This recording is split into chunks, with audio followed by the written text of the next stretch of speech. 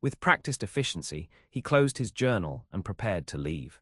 His solicitor would arrive shortly to discuss estate matters, followed by a meeting with his land steward. The calendar in his study laid out his obligations in precise quarter-hour increments. Isaiah had learned that a life built on structure left no room for the messy entanglements of emotion. As he stepped onto the gravel path leading back to the main house, his butler appeared, looking uncharacteristically flustered. "My lord, I apologize for the intrusion. There is a young woman at the door. She refuses to leave without speaking to you." Isaiah's expression hardened. "I have no appointments with any women today, Harkins." "Yes, my lord. I informed her as much, but she insists it's a matter of grave importance. A Miss Olivia Kingston." The name meant nothing to him. "Send her away." "I have tried, my lord. She claims to be related to the late Lady Thornfield." Isaiah froze. His mother had been dead for 15 years. The mere mention of her name was enough to disrupt his carefully maintained composure. "Show her to the blue drawing room," he said finally, his voice tight. "I will see her for precisely 5 minutes." The blue drawing room was deliberately chosen. It was the least welcoming room in Oakley House, with its rigid furniture and austere decoration. Isaiah used it exclusively for unwelcome visitors, its discomfort encouraging brevity. When he entered, the woman stood at the window, her back to him. She wore a modest grey dress of reasonable quality, but lacking fashionable embellishment. Her honey-brown hair was arranged simply beneath a bonnet that had seen better days. "Miss Kingston, I understand you claim some acquaintance with my late mother." She turned, and Isaiah found himself momentarily disarmed. Her face was not beautiful in the conventional sense, her features too strong, her gaze too direct for fashionable tastes, but there was something striking in her clear amber eyes and the determined set of her jaw. "Lord Thornfield," she curtsied with perfect form that belied her modest attire, "thank you for agreeing to see me. I have agreed to 5 minutes of my time, 4.5 remain." Her eyebrows rose slightly at his coldness, but she showed no other reaction. "Then I shall be direct. Your mother was my mother's cousin. When my parents died last month, I discovered correspondence between them that suggests Lady Thornfield offered assistance should my family ever need it." Isaiah's laugh was short and without humor. "My mother has been dead for 15 years, Miss Kingston. Whatever promises she made died with her." "I am well aware of when Lady Thornfield passed away, my lord. The letters date from shortly before her death." She withdrew an envelope from her reticule. "I have brought them as proof of my claim." "Claim, so this is about money." His voice grew colder still. "How predictable." A flush of color touched her cheeks. "It is about employment, my lord, not charity. I am qualified as a governess and companion. The letters indicate Lady Thornfield promised my mother she would find me a position in a respectable household should the need arise. And you believe this obligation transfers to me?" "I believe a gentleman honors his family's commitments." The implied criticism strung precisely as she had intended it to. Isaiah took the letters without comment, scanning them quickly. The handwriting was unmistakably his mother's, but the content revealed nothing he didn't already know. His mother had been sentimental and impractical, making promises she had no business making. "Even if I accepted this supposed obligation, Miss Kingston, I have no children requiring a governess, nor do I require a companion." "Then perhaps you know of another household that does." Her voice remained steady, but he detected a note of desperation beneath her composed exterior. "All I ask is a recommendation, my lord." Isaiah returned the letters to her. "Your time is up, Miss Kingston. I wish you good day and good fortune in your search for employment. Harkins will show you out." He turned to leave, already calculating how this interruption would affect his schedule. "Is your heart truly made of ice, Lord Thornfield, or is that merely the face you show the world?" He stopped, turning slowly to face her again. "I beg your pardon. My mother spoke of your mother with great affection. She described Caroline Osborne as the kindest soul she had ever known, generous to a fault." Her amber eyes met his directly. "I find it difficult to believe her son could be as cold as you pretend to be." No one had spoken to him this way in years, perhaps ever. Society had learned to tiptoe around him, respecting the barriers he had carefully constructed. This stranger had just walked through them as though they were made of paper. "You know nothing of me or my mother," he said, his voice dangerously quiet. "I know that you maintain this magnificent winter garden as she did before you. I glimpsed it as I approached the house." Her expression softened slightly. People who truly care for growing things rarely have hearts of stone. Before he could respond, the drawing-room door opened and Harkins appeared. "Mr. Wells has arrived for your appointment, my lord." Isaiah seized the interruption gratefully. "Show Miss Kingston out, Harkins." He left without another word, disturbed by how easily this woman had unsettled him. By the time he reached his study, he had regained his composure. Mr. Wells, his solicitor, noticed nothing amiss as they discussed the lease renewals on the northern farms, yet throughout the day her words echoed in his mind. "Is your heart truly made of ice?" He had worked hard to make it so. Ice didn't feel pain, ice didn't feel betrayal, ice was safe. That evening, snow began to fall over London, transforming the grimy city into a pristine wonderland. Isaiah stood at his library window, a glass of brandy in hand, watching the flakes drift past the gaslight. For reasons he refused to examine, he found himself thinking of amber eyes and a direct gaze that had seen too much. He had done the right thing in sending her away. Oakley House ran with perfect precision. The last thing he needed was a reminder of his mother and the weakness she had represented, the emotional indulgence that had nearly destroyed their family. The following morning, Isaiah woke to news that shocked London society. Lady Elena Pembroke, widow of Viscount Pembroke and one of the most influential hostesses in London, had been found dead in her bedchamber. Initial reports suggested natural causes, but rumours of foul play spread quickly through the drawing rooms of Mayfair. Isaiah had little interest in such gossip, but Lady Pembroke had been a close friend of his mother's and one of the few society matrons who had stood by the Osborne family during the scandal a decade earlier. Propriety dictated he pay his respects to her son, Frederick Pembroke, who had inherited his father's title 2 years earlier. He found the young Viscount at his Berkeley Square residence, surrounded by callers offering condolences. Frederick, pale and drawn, brightened slightly at Isaiah's arrival. "Thornfield, thank you for coming." He drew Isaiah aside, lowering his voice. "Might I have a word in private? There's a matter concerning my mother I need to discuss." In the late Viscountess's study, Frederick poured them both a generous measure of whiskey despite the early hour.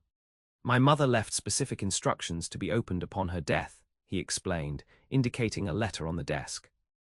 "Among them was a particular request concerning you."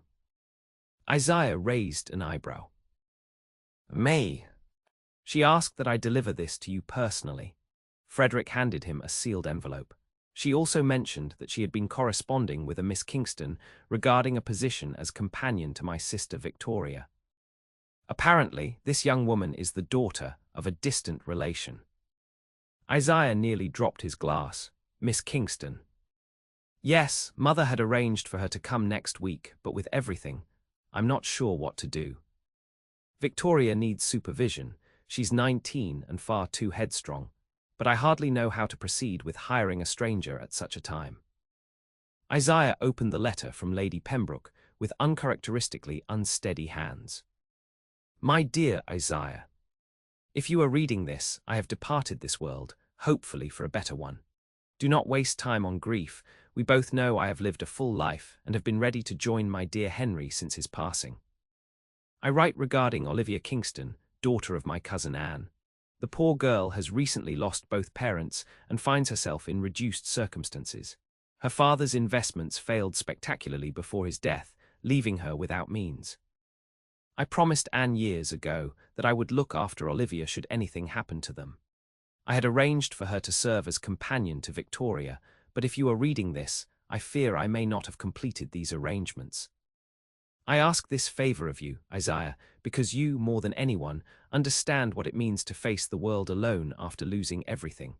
Your mother would want you to help her. Caroline spoke often of her affection for Anne Kingston. With fond remembrance, Elena Pembroke. P.S. The winter garden was always your refuge, not your prison. Remember that.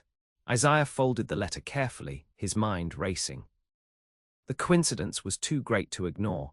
Olivia Kingston appearing at his door the day before Lady Pembroke's death, seeking exactly the position the Viscountess had intended for her. Did your mother mention where Miss Kingston is currently residing? Frederick shook his head. Only that she would arrive next week. I assume she has the address. If I may make a suggestion, Isaiah said slowly, I believe I can assist with this matter. I have, by coincidence, already made Miss Kingston's acquaintance. She called upon me yesterday regarding a family connection.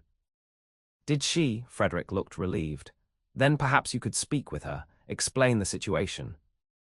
Victoria needs suitable companionship, especially now, but I'm hardly in a position to interview candidates. I will locate Miss Kingston and discuss the position with her. Isaiah agreed, surprising himself with the offer. Consider the matter handled. As he left Berkeley Square, Isaiah found himself irritated by the sense that fate, or Lady Pembroke, was manipulating him from beyond the grave.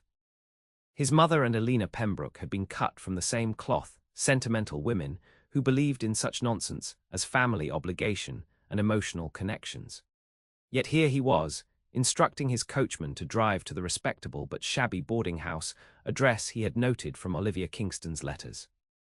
The landlady, a sharp-eyed woman with a perpetual frown, informed him that Miss Kingston had indeed taken a room 3 weeks prior, but was currently out seeking employment. She's a proper lady, that one, the woman added, eyeing Isaiah suspiciously. No gentleman callers allowed, house rules.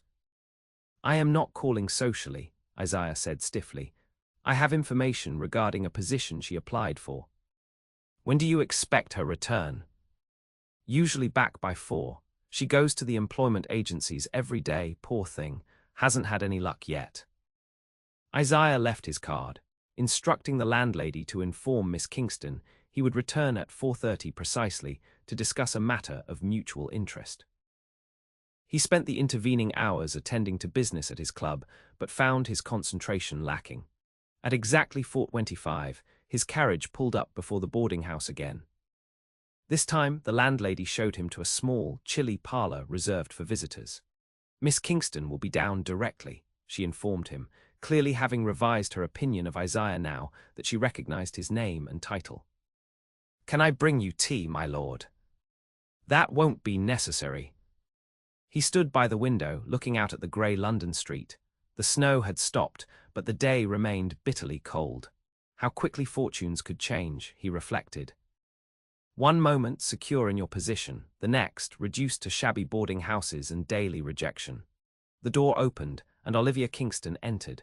She had clearly not expected to see him, for she stopped abruptly, her composure momentarily failing her.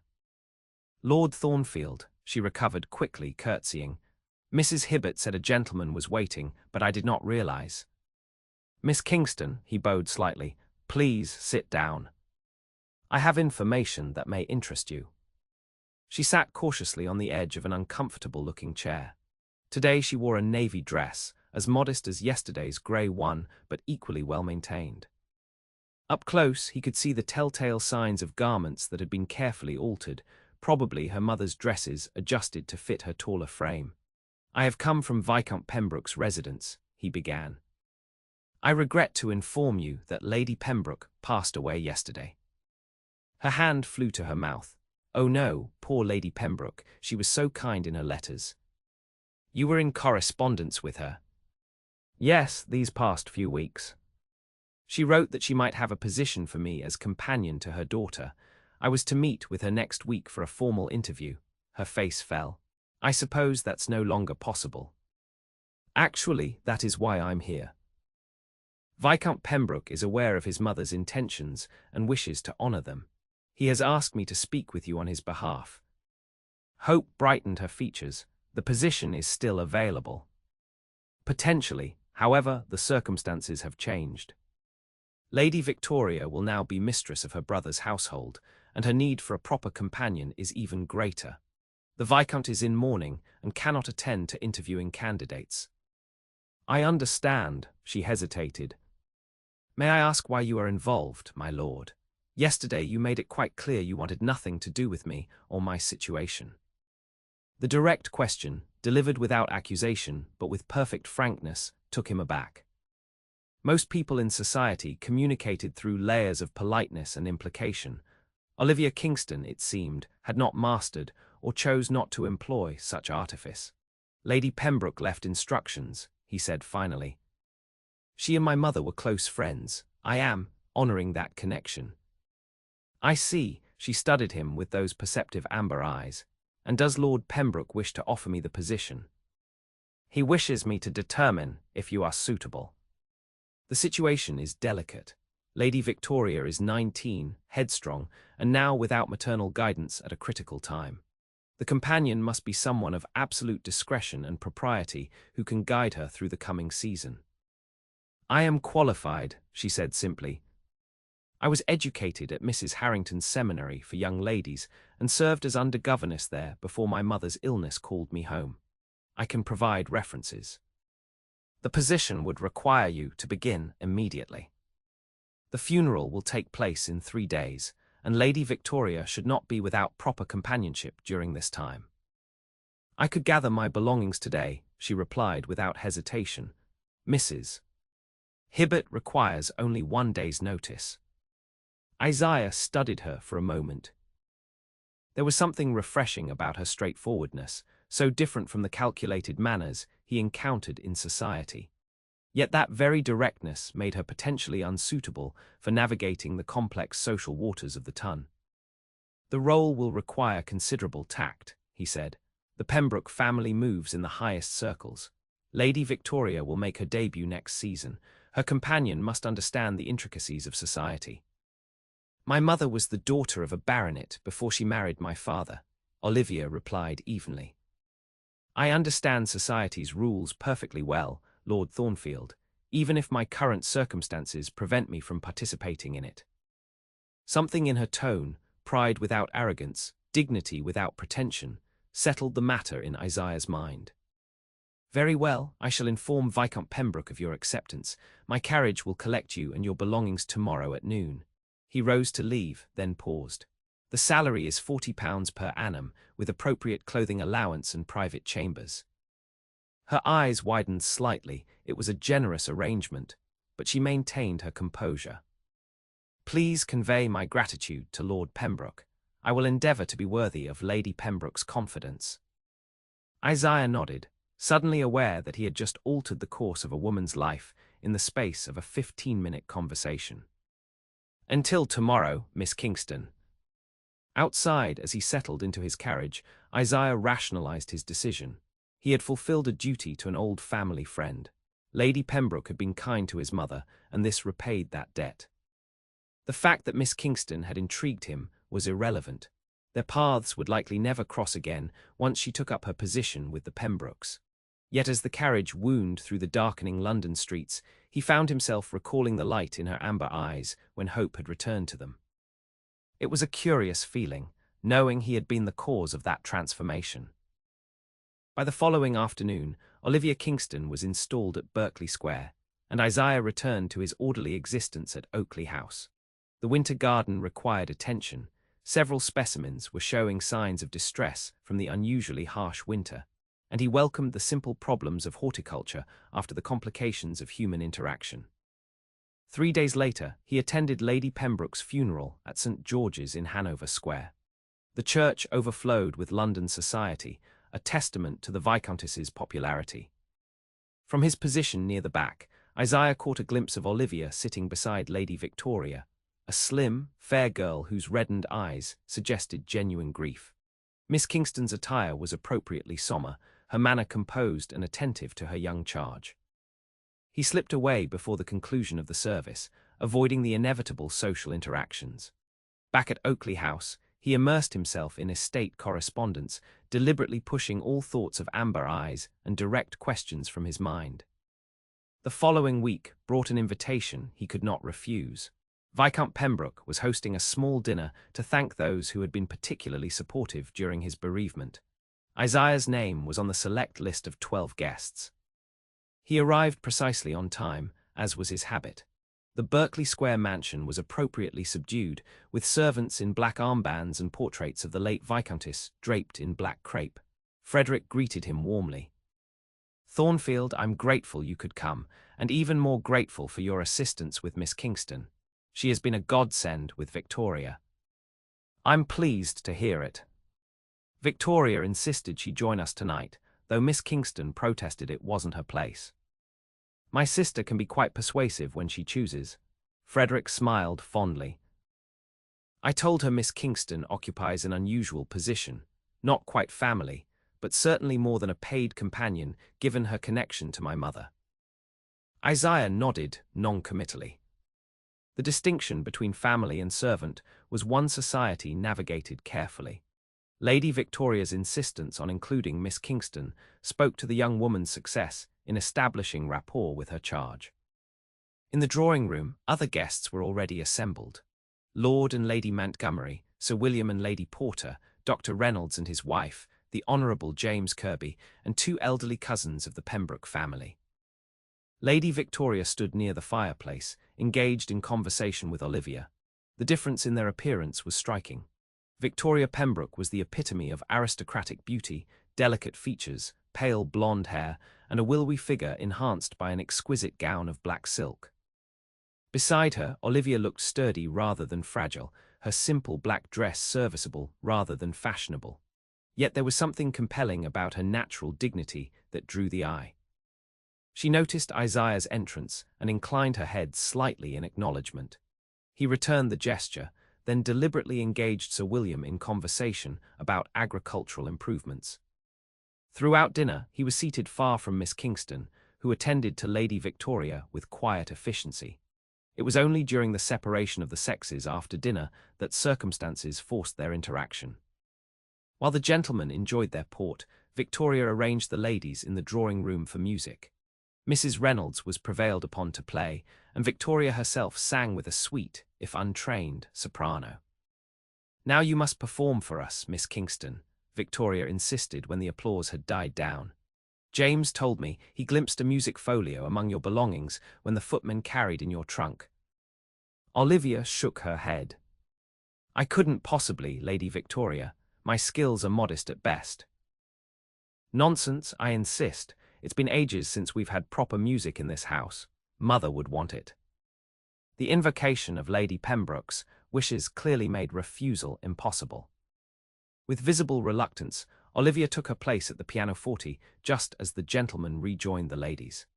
Isaiah found himself standing near the instrument, watching as Olivia arranged her music with steady hands. When she began to play, he was surprised by her skill. Her fingers moved confidently across the keys, drawing forth a melancholy Chopin nocturne with unexpected emotional depth.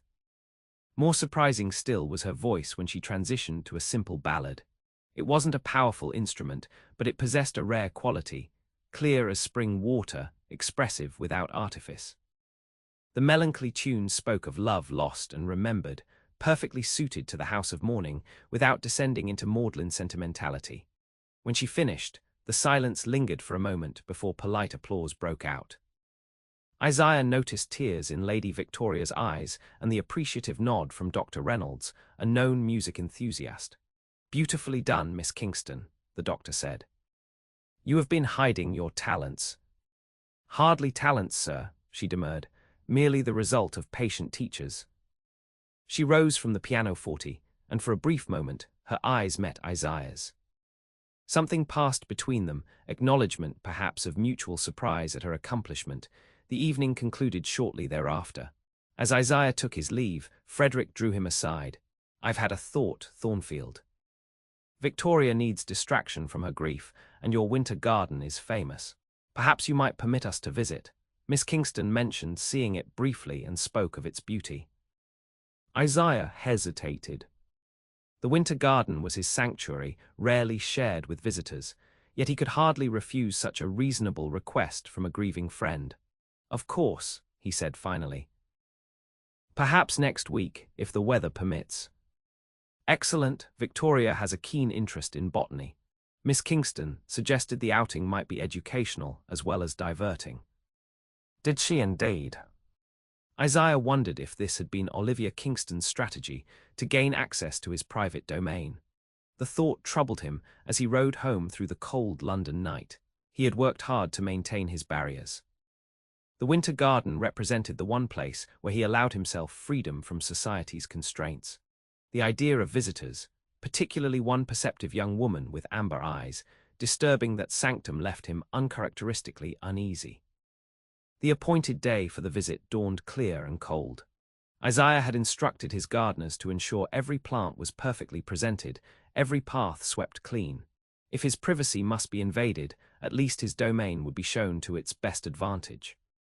Victoria arrived with childlike enthusiasm, bundled in furs against the January chill, her fair beauty enhanced by the cold that brought roses to her cheeks. Olivia followed more sedately, her practical wool coat and bonnet markedly less fashionable than her charge's attire. Frederick completed the party, though he made it clear his interest was more in supporting his sister than in horticulture. "Lord Thornfield, this is magnificent," Victoria exclaimed as they entered the glass dome. "It's like stepping into another world entirely." Isaiah inclined his head. "My mother began the collection. I have merely maintained and expanded it." "It's far more than maintenance," Olivia observed quietly, her gaze taking in the carefully arranged specimens. "This represents years of dedicated study and care." He found himself oddly gratified by her assessment. "You have an interest in botany, Miss Kingston." "My father maintained a modest greenhouse. Nothing on this scale, of course, but he taught me to appreciate the discipline required to nurture plants outside their natural habitat." Victoria was already moving ahead, exclaiming over exotic blooms and unusual foliage. Frederick followed dutifully, leaving Isaiah momentarily alone with Olivia. "This was your suggestion, I understand," he said. "Lady Victoria needed an appropriate distraction," she replied evenly. "And I remembered you mentioned it was your mother who established this garden. I thought perhaps you might understand the healing power of maintaining a connection to those we've lost through something they loved." The insight was uncomfortably accurate. Isaiah had indeed found solace in continuing his mother's work, though he had never articulated it as such even to himself. "You seem to have formed a quick bond with Lady Victoria," he observed, changing the subject. "She is a good-hearted young woman beneath her occasional impulsiveness. Grief affects us all differently. Some become silent, others seek constant activity to outrun the pain." "And which are you, Miss Kingston?" She looked at him directly, her amber eyes clear in the filtered sunlight. "Neither. I believe grief must be faced directly, Lord Thornfield. Only then can we move beyond it." Before he could respond, Victoria called them over to admire a particularly spectacular orchid. The remainder of the visit passed in guided explanations of his collection, with Isaiah surprised to find himself sharing details he rarely discussed. Olivia asked intelligent questions, while Victoria's enthusiasm provided a counterpoint to her brother's good-natured bewilderment at botanical terminology. As the visit concluded, Frederick pulled Isaiah aside. "I've had a thought. Victoria's birthday falls next month, and I'd like to host a small party for her, nothing elaborate given our mourning, but something to lift her spirits. Perhaps you might attend. She's taken quite an interest in your botanical knowledge." Isaiah's automatic inclination was to refuse. He avoided most social gatherings, but Frederick's hopeful expression made that difficult. "I would be honored," he heard himself say. "Excellent, just a small dinner and perhaps some music. Miss Kingston will help with the arrangements. She has a gift for knowing exactly what will please Victoria without overstepping the bounds of propriety during our mourning period." As they departed, Isaiah found himself watching Olivia help Victoria into the carriage, her movements efficient and unobtrusive. She glanced back once, catching him observing her. For a fleeting moment, something like understanding passed between them before she climbed into the carriage herself. The following weeks brought an unexpected development. Isaiah found himself invited to Berkeley Square with increasing frequency, for informal dinners, musical evenings, even afternoon tea. Each invitation came from Frederick or Victoria, but he suspected Olivia's influence behind them. She seemed determined to draw the bereaved siblings out of their initial isolation, creating a small circle of trusted friends to support them. Isaiah's usual inclination would have been to refuse such social obligations, but he found himself accepting more often than not. He told himself it was out of obligation to Frederick, but truthfully, he had become interested in observing Miss Kingston in her new role. She navigated her unusual position with remarkable grace, neither presuming upon the family's kindness nor retreating into servile invisibility. Victoria clearly adored her, and even Frederick had begun to rely on her judgment in household matters. At each gathering, Isaiah and Olivia inevitably found themselves in brief, private conversation. These exchanges, though always proper and often about practical matters, left him with the unsettling sense that she understood him far better than anyone had in years. "You disapprove of Lady Victoria's friendship with Miss Carleton," she remarked one evening as they both watched Victoria chatting animatedly with a vivacious brunette. "Miss Carleton's family is connected to the theatre," he replied. "Hardly an appropriate influence." "Yet she makes Victoria laugh again after weeks of grief," Olivia countered. "Sometimes the conventional choice is not the kindest one." On another occasion, when Isaiah suggested that Victoria's watercolor studies were perhaps consuming too much of her time, Olivia surprised him with her response. "You prefer useful occupations to artistic ones," she observed. "I've noticed you value purpose above pleasure, but for some souls, beauty is as necessary as bread." "You presume to know my mind quite well for such short acquaintance, Miss Kingston." "I observe, my lord. It's both a skill and a habit when one's fortunes depend upon understanding others quickly." These exchanges left him both irritated and intrigued. No one in his circle spoke to him with such directness. Society ladies flirted or deferred, gentlemen discussed politics or sport. No one simply stated truths as they saw them, without calculation or artifice. February arrived with biting winds and occasional snow flurries. Lady Victoria's birthday celebration was planned for the 10th, a slightly larger affair than initially discussed, though still modest by society standards. 20 guests were invited for dinner, followed by music and perhaps a little dancing in the family drawing room. 3 days before the event, Isaiah received an unexpected visitor at Oakley House. Olivia Kingston arrived alone, explained to the startled butler that she had come on an errand for Lady Victoria and asked to speak with Lord Thornfield. Isaiah received her in his study rather than the formal drawing room, curious about her unprecedented visit. "Miss Kingston, this is unexpected. Is something amiss at Berkeley Square?" "Not at all, my lord." She stood before his desk, composed as always despite the unusual circumstances of her call. "I've come regarding Lady Victoria's birthday celebration. She has expressed a particular wish that you might contribute something from your winter garden for the occasion, some special bloom or arrangement to grace the dining table." "I see," he studied her for a moment. "And Lord Pembroke approved of you making this request in person." A faint flush colored her cheeks. "He believes I've sent a note, but written requests are so easily misunderstood, and this means a great deal to Lady Victoria. I thought it better to explain in person." "That was presumptuous of you." "Yes," she agreed without apology, "but necessary. Lady Victoria has come to admire you greatly, Lord Thornfield. Your knowledge, your precision, your careful attention to detail. In her current state of mind, small gestures of kindness take on outsized importance." Isaiah leaned back in his chair, both annoyed and impressed by her boldness. "You take considerable risks for your charge, Miss Kingston." "I do what is needed," she replied simply. "The question is whether you will grant her wish or refuse it because of my impropriety in asking." The challenge in her voice was unmistakable. He found himself rising from his desk, moving to the window to conceal the unexpected smile that threatened to appear on his lips.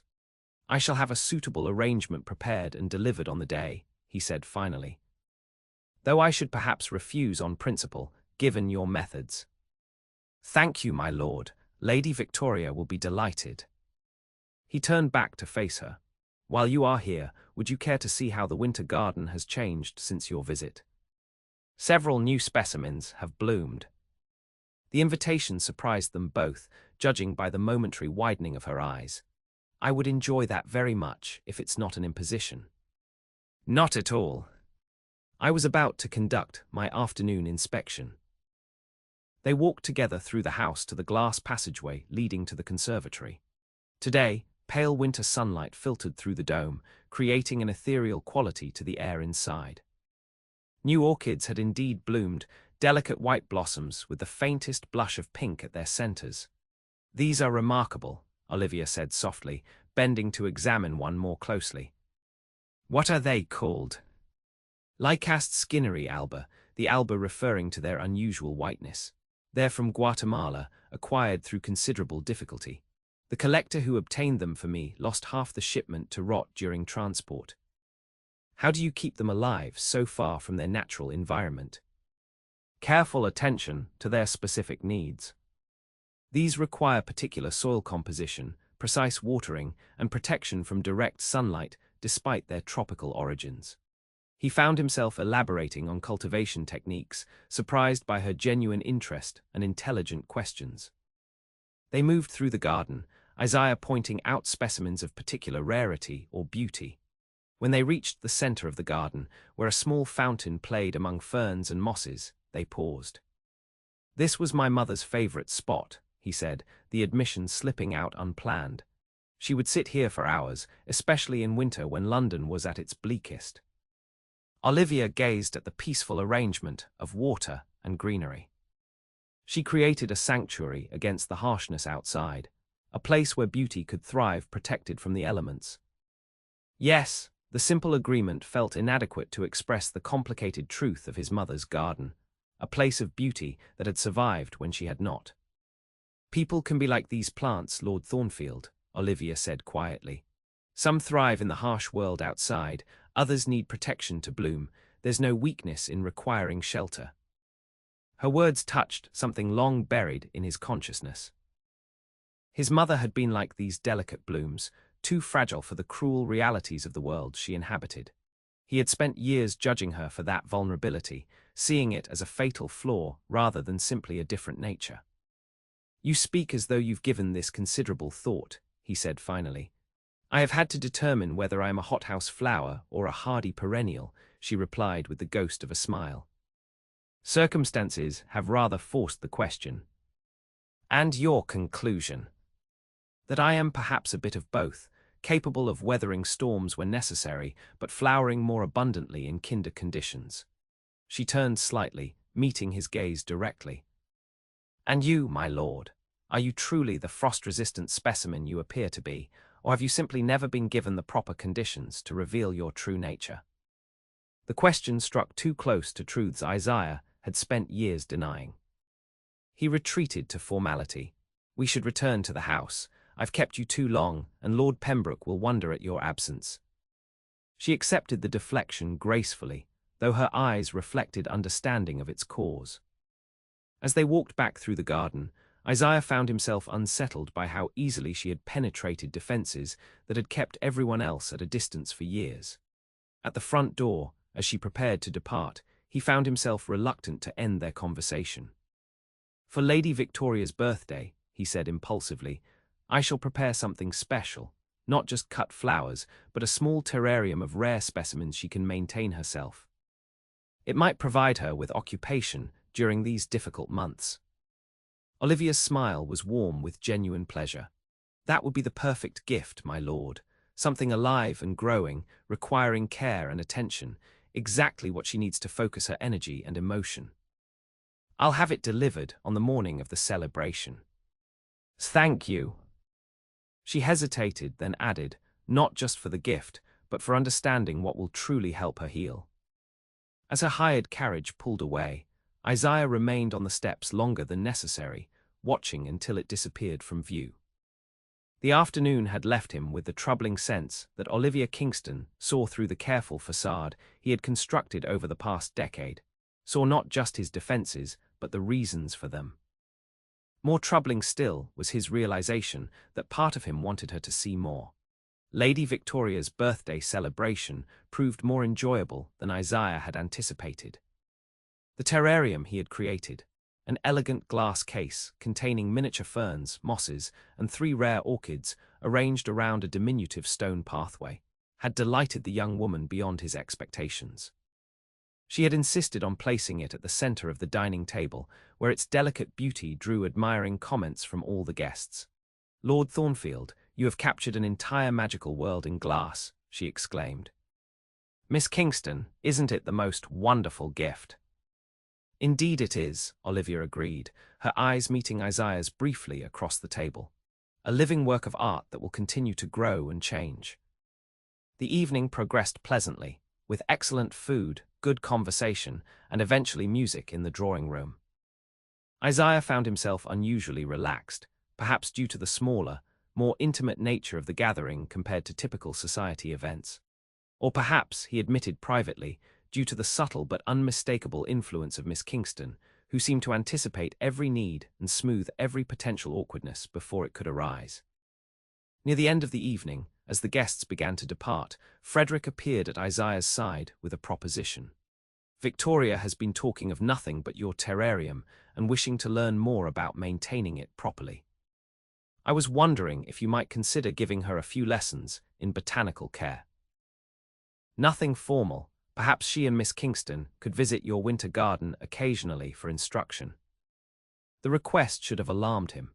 His sanctuary, open to regular intrusion, yet Isaiah found himself agreeing without hesitation. "Of course, perhaps once a week, if that would suit Lady Victoria's schedule."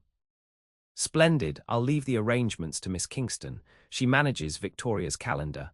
Frederick clapped him on the shoulder. "You've been a true friend these past difficult weeks, Thornfield. I won't forget it." As Isaiah prepared to take his leave, he found Olivia standing near the door, apparently having just seen another guest out. "Miss Kingston, Lord Pembroke informs me you'll be arranging visits to continue Lady Victoria's botanical education." "Yes, if that's acceptable to you." Her expression gave nothing away, but he thought he detected a note of satisfaction in her voice. "Lady Victoria has developed a genuine interest in the subject, thanks to your generosity." "You orchestrated this rather neatly," he observed, keeping his voice low to avoid being overheard by other departing guests. "First the request for flowers, then your visit to my garden, now regular lessons. One might almost suspect a campaign." A hint of a smile touched her lips. "A campaign suggests an opponent to be conquered, my lord. I merely recognized an opportunity that would benefit everyone involved. Lady Victoria gains a constructive interest during her period of mourning. Lord Pembroke sees his sister's spirits improve, and you—" she hesitated. "And I, what do I gain from this arrangement, Miss Kingston?" Her amber eyes met his directly. "Perhaps a reminder that your winter garden can be a bridge to the world, rather than merely a retreat from it." Before he could respond, Victoria appeared at her side, and the moment for private conversation passed. Isaiah departed shortly thereafter, his thoughts in uncharacteristic disarray. Olivia Kingston had somehow maneuvered him into a position he would have rejected outright only weeks ago. His private sanctuary would now be opened regularly to visitors. Yet strangely, he found himself not resenting the intrusion, but anticipating it. The weekly botanical lessons began the following Wednesday. Victoria arrived full of enthusiasm, asking questions about everything she saw and taking careful notes in a leather-bound journal Frederick had given her for the purpose. Olivia accompanied her, naturally, but remained in the background, allowing Isaiah to lead the instruction while she offered occasional clarification when Victoria became confused. This pattern continued through February and into March. Each week, Isaiah found himself looking forward to Wednesday afternoons with increasing anticipation. He prepared special demonstrations, propagation techniques, soil composition analysis, methods for encouraging reluctant bloomers, and was gratified by Victoria's genuine interest and quick understanding. More surprising was his growing awareness of Olivia during these sessions. While Victoria fluttered about the garden with youthful enthusiasm, Olivia moved with quiet purpose, often pausing to observe particular specimens with thoughtful attention. Occasionally, when Victoria was absorbed in examining something, Isaiah and Olivia would find themselves momentarily alone among the greenery. During one such moment, as they stood beside a newly flowering camellia, Olivia asked a question that had clearly been on her mind for some time. The scandal, the one that affected your family a decade ago, it involved your father, didn't it? Isaiah stiffened. No one in his current circle ever referenced that painful period directly. That is not a topic I discuss, Miss Kingston. I apologize for the intrusion, she said quietly. But it explains much about you, your withdrawal from society, your need for control and order, your reluctance to form attachments. You presume a great deal on very little acquaintance, he said coldly. Do I? We have spent several hours together each week for over a month. I have observed how you interact with others, how carefully you maintain your distance even while being unfailingly courteous. These are not the habits of a naturally reserved personality, but the deliberate choices of someone who has learned that involvement brings pain. Her perception was uncomfortably accurate. Isaiah turned away, ostensibly to adjust a nearby plant. Lady Victoria will be wondering where we are. Of course. Olivia accepted the rebuff with grace, but as they moved to rejoin Victoria, she added softly, "Sometimes the greatest act of courage is to allow ourselves to be known, Lord Thornfield. Even at the risk of pain." The comment lingered in Isaiah's mind long after they had departed.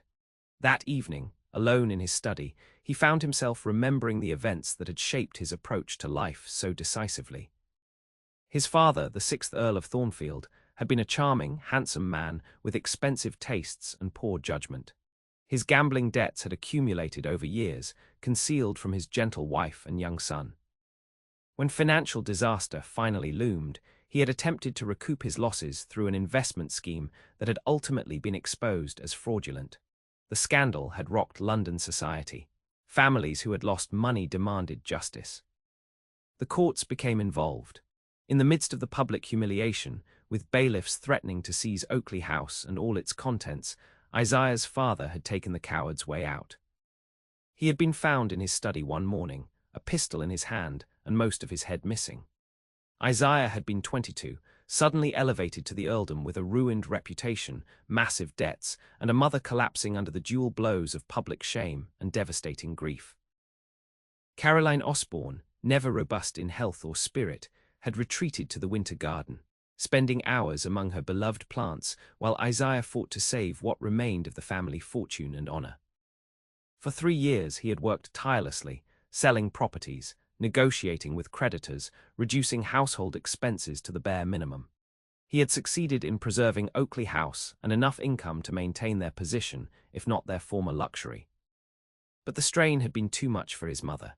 She had developed a persistent cough that winter, which had quickly worsened to pneumonia. By spring, she was gone, leaving Isaiah alone with the bitter lesson that love and trust only led to abandonment and pain. The memory of those dark days still had the power to disturb his hard-won composure. Isaiah poured himself a brandy and stood at the window, looking out at the moonlit garden. How had Olivia Kingston divined so much about a past he never discussed? And why did her insight unsettle him so deeply? The answer, he realized with uncomfortable clarity, was that no one had truly seen him in years, not the carefully constructed facade he presented to the world, but the wounded man beneath. Somehow, this woman with her amber eyes and direct manner had penetrated defenses that had kept everyone else at a comfortable distance. The question remained, what would she do with that knowledge?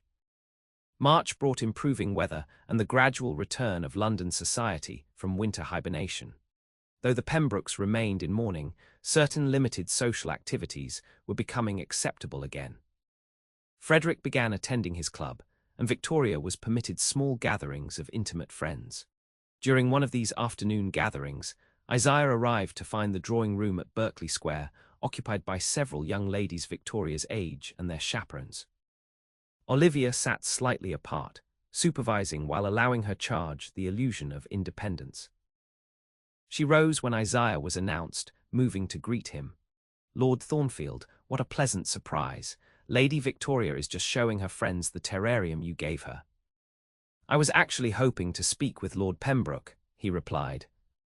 "Is he at home?" "He's in his study, I believe. Shall I show you there?"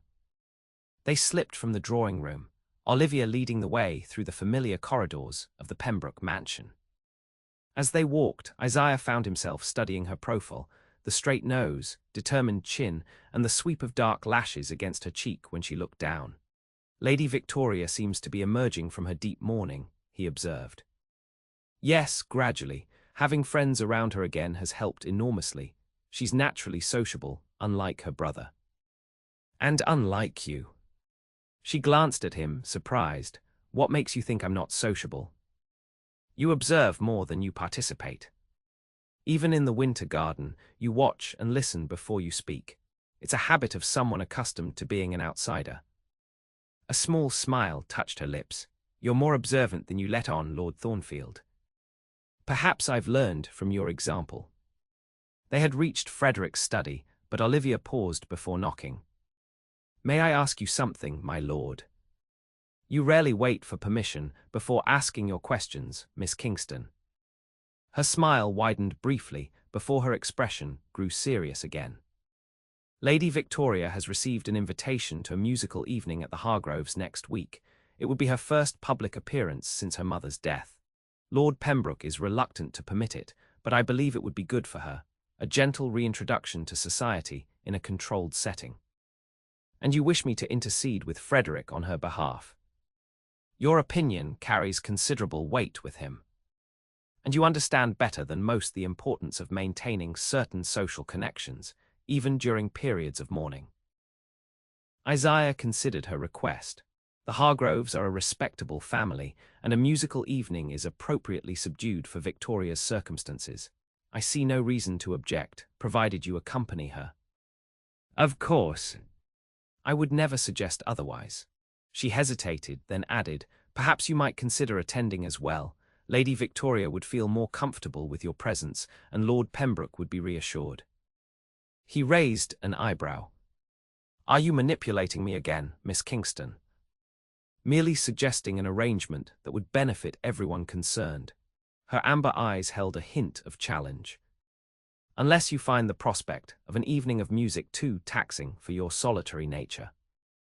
The gentle provocation, delivered with that direct gaze that saw too much, stirred something in Isaiah that he had long thought dormant, a desire to prove her assessment wrong, to surprise her as she so often surprised him. I shall consider it, he said noncommittally. Now, I believe we were about to speak with Frederick. The conversation with Frederick proved productive. Isaiah not only secured his agreement for Victoria's attendance at the musical evening, but also found himself committed to accompanying the Pembroke party to the event. As he departed Berkeley Square, he reflected on how easily Olivia Kingston had once again drawn him into an arrangement he would normally have avoided. More disturbing was the realization that he didn't mind. The musical evening at the Hargroves' elegant Mayfair townhouse marked Lady Victoria's return to society after 3 months of mourning. She wore a lavender gown, the first step away from full black, and her fair beauty drew appreciative glances despite the subdued nature of the gathering. Olivia accompanied her in a modest gown of deep blue, her role as companion clearly established by her positioning slightly behind her charge. Isaiah and Frederick arrived separately, joining the ladies in the Hargroves' music room. Frederick immediately began a quiet conversation with their host, while Isaiah found himself standing near Olivia as Victoria was drawn into a group of young ladies her age. You appear to have achieved your objective, Miss Kingston, he observed. Lady Victoria seems quite at ease. She needs this, Olivia replied softly. Grief is natural, but prolonged isolation can become a prison rather than a protection. You speak from experience. She glanced at him, her expression thoughtful. After my mother died, I withdrew completely. For months, I spoke to no one unless absolutely necessary. I believed I was protecting myself from further pain. She shook her head slightly. I was wrong.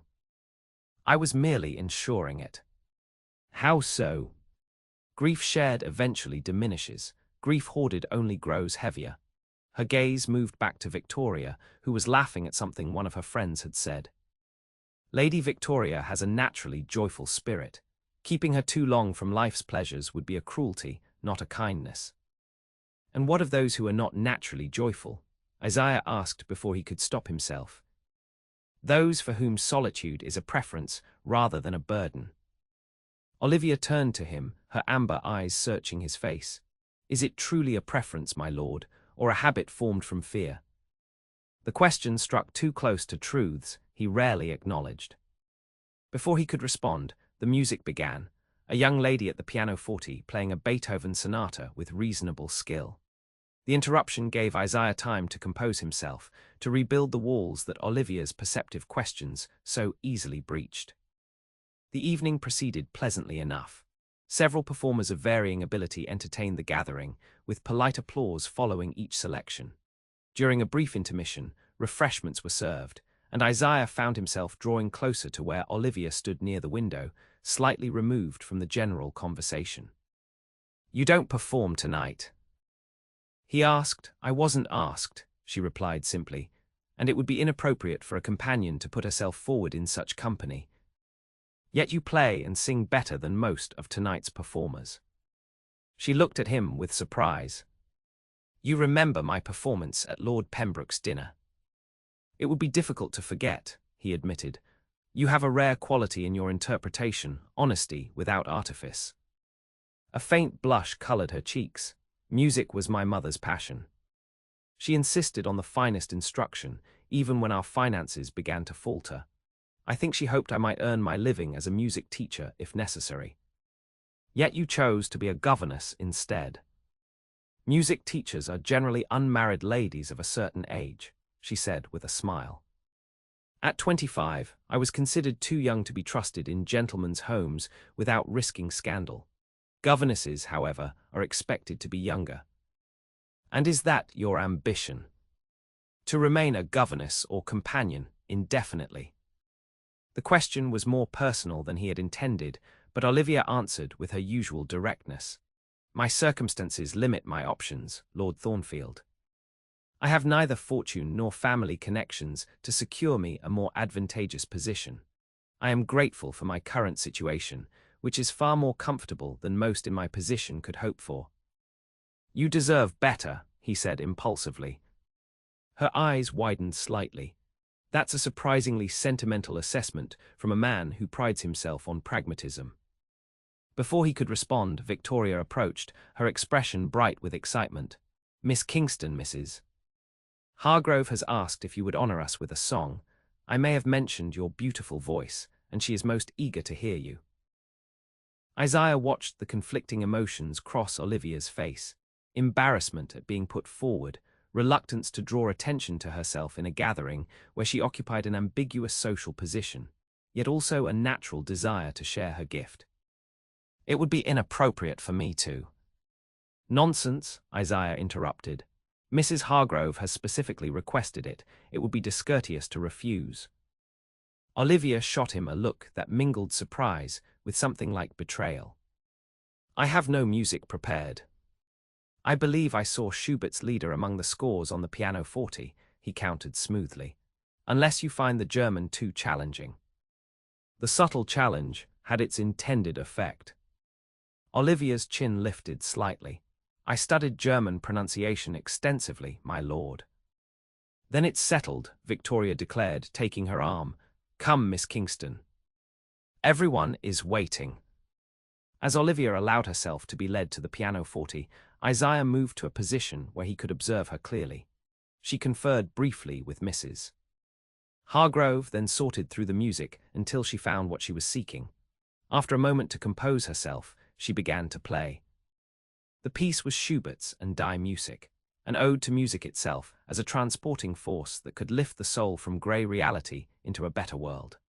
Olivia's clear voice filled the room, her German pronunciation flawless, her interpretation revealing deep understanding of both text and music. The room fell completely silent as she performed, every face attentive to the unexpected artistry from someone they had barely noticed before. When she finished, the applause was immediate and genuine. Isaiah watched as surprise and pleasure transformed Olivia's expression, bringing a radiance to her features that transcended conventional beauty. In that moment, she outshone every society belle in the room. Mrs. Hargrove approached her with evident enthusiasm. "My dear Miss Kingston, that was exquisite. You must favor us with another selection." Olivia demurred gracefully. "You are too kind, but I would not wish to monopolize the evening. Perhaps Miss Edwards might perform. I hear she has prepared a most challenging piece. The deflection was skillfully done, directing attention away from herself toward a young lady who had been anxiously awaiting her turn. As Olivia moved away from the pianoforte, several guests stopped her with compliments. She accepted them with modest dignity, slowly making her way back toward where Victoria stood with her friends. Isaiah intercepted her before she could reach them. "That was beautifully done, Miss Kingston, both the performance and your graceful exit from the spotlight." "You set me up deliberately," she accused, though without real anger. "Why?" "Perhaps I thought it time you emerged from the background, if only briefly." "My role is to remain in the background," she reminded him. "Companions who draw attention to themselves rarely remain employed for long. The Pembrokes are not conventional employers. They value you for more than your discretion and propriety." She studied him for a moment. "Why does my situation concern you, Lord Thornfield?" It was a fair question, one for which Isaiah had no ready answer. Why indeed had he taken such interest in the welfare and recognition of a woman who was, by society's standards, merely a paid employee of a family he knew? "I dislike seeing talent and intelligence undervalued," he said finally. "It seems a waste." Her expression suggested she didn't entirely believe this explanation, but she accepted it with a nod. "Then I thank you for your concern, though I assure you it's unnecessary. I am content with my position." "Are you?" The question escaped before he could consider its propriety. Her amber eyes met his directly. "Contentment comes from accepting one's circumstances while working to improve them where possible. Discontent arises from constantly measuring what is against what might have been." A philosophical approach. "A practical one," she corrected. "Now, if you'll excuse me, I should return to Lady Victoria." As she moved away, Isaiah found himself watching her progress across the room, noting how she navigated the social currents with quiet confidence despite her ambiguous status. Olivia Kingston was a woman who had made peace with her reduced circumstances without surrendering her dignity or sense of self. It was, he realized, a kind of strength he had never properly valued before, the resilience to face life's disappointments without becoming embittered by them. The evening concluded with expressions of appreciation to the Hargroves and promises of future social engagements. As their party prepared to depart, Isaiah found himself offering to see Olivia and Victoria safely home in his carriage, as Frederick had been drawn into a political discussion with several gentlemen and wished to remain longer. The ride back to Berkeley Square was filled with Victoria's excited chatter about the evening, who had spoken to her, what they had said, which musical performances she had enjoyed most. Olivia responded with appropriate enthusiasm, guiding the conversation when it flagged, asking questions that allowed Victoria to continue her happy recounting. Isaiah observed this subtle management with growing appreciation. Olivia's skill in managing her young charge's emotions and social experience was remarkable, neither controlling nor overly permissive, but gently guiding. When they reached Berkeley Square, Victoria hurried inside to tell Frederick's elderly aunt, who lived with them as nominal chaperone, all about the evening. Olivia lingered a moment to thank Isaiah for the carriage. "Lady Victoria enjoyed herself tremendously," she said. "It was precisely the gentle reintroduction to society she needed." "Your judgment was sound," he acknowledged. "And your performance was the highlight of the evening, though I suspect you'll deny it." A smile touched her lips. "It was enjoyable to perform again. I thank you for the encouragement, even if your methods were somewhat devious. Will you continue the botanical lessons now that Victoria is resuming her social activities?" The question revealed more of his concern than he had intended. "I believe she would be disappointed to discontinue them. Her interest seems genuine." Olivia hesitated, then added, "Unless you wish to end the arrangement." "No," he said quickly. "That is, I find her a promising student. It would be a shame to interrupt her education. Then we shall continue as before." She made a move to leave, then paused. "Lord Thornfield, may I ask you something?" "You rarely wait for permission, Miss Kingston." Her smile widened briefly. "Why did you really want me to perform tonight?" The directness of the question caught him off guard. He considered deflecting it, offering some polite platitude, but found himself unwilling to be less than honest with her. Because you've spent months ensuring everyone else's comfort and recognition while remaining deliberately unnoticed yourself. It seemed unjust. Surprise registered in her expression, followed by something warmer and more difficult to name. That's unexpectedly kind of you.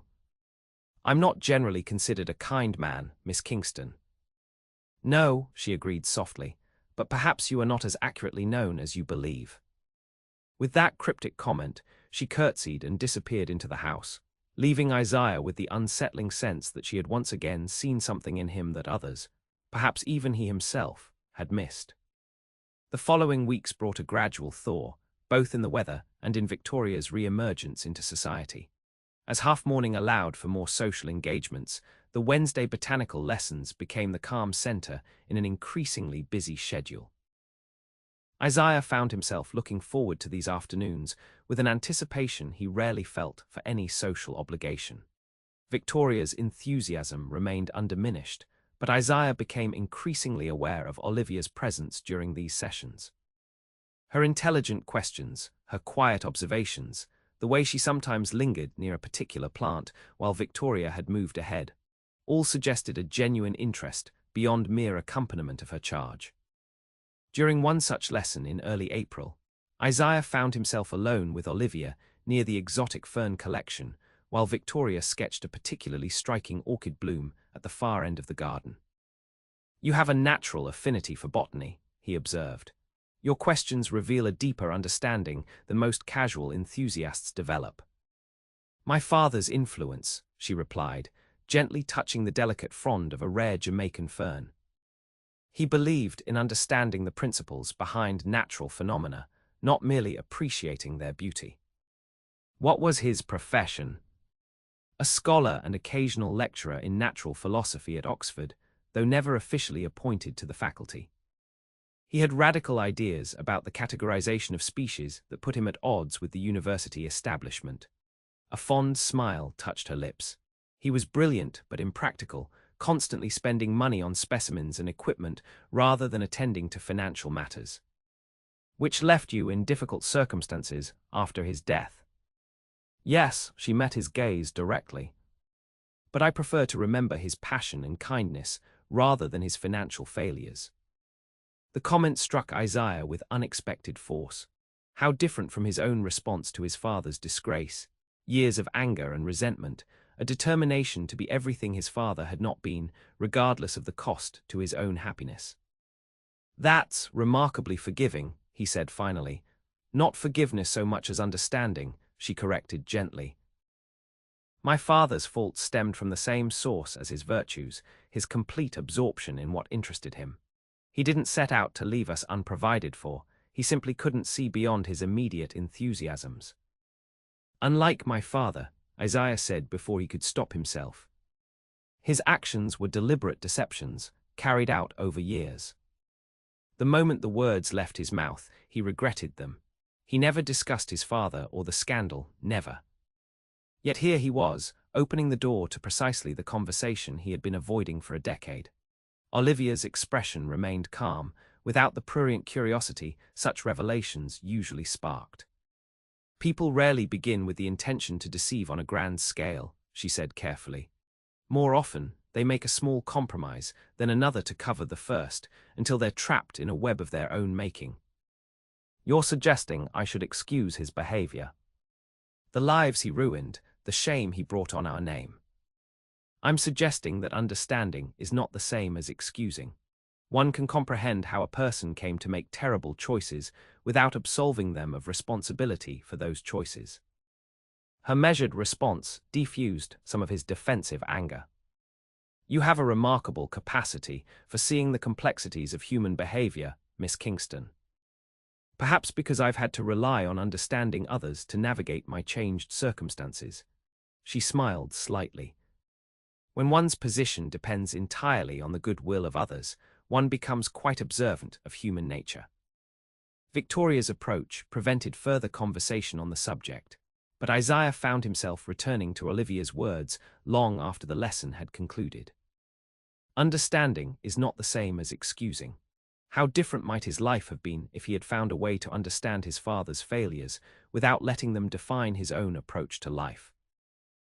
The question lingered uncomfortably in his mind, challenging assumptions that had guided him for a decade. As April progressed toward May, London society began preparations for the upcoming season. Though the Pembrokes would not participate fully due to their mourning, certain carefully selected events would be appropriate for Victoria to attend. Isaiah found himself increasingly consulted about these selections, as Frederick trusted his judgment in navigating the complex social waters of the Tun.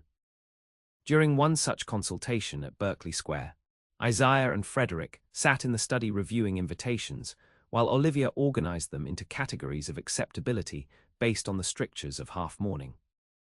The Countess of Harewood's garden party would be suitable, she suggested, placing the gilt-edged invitation in the appropriate pile.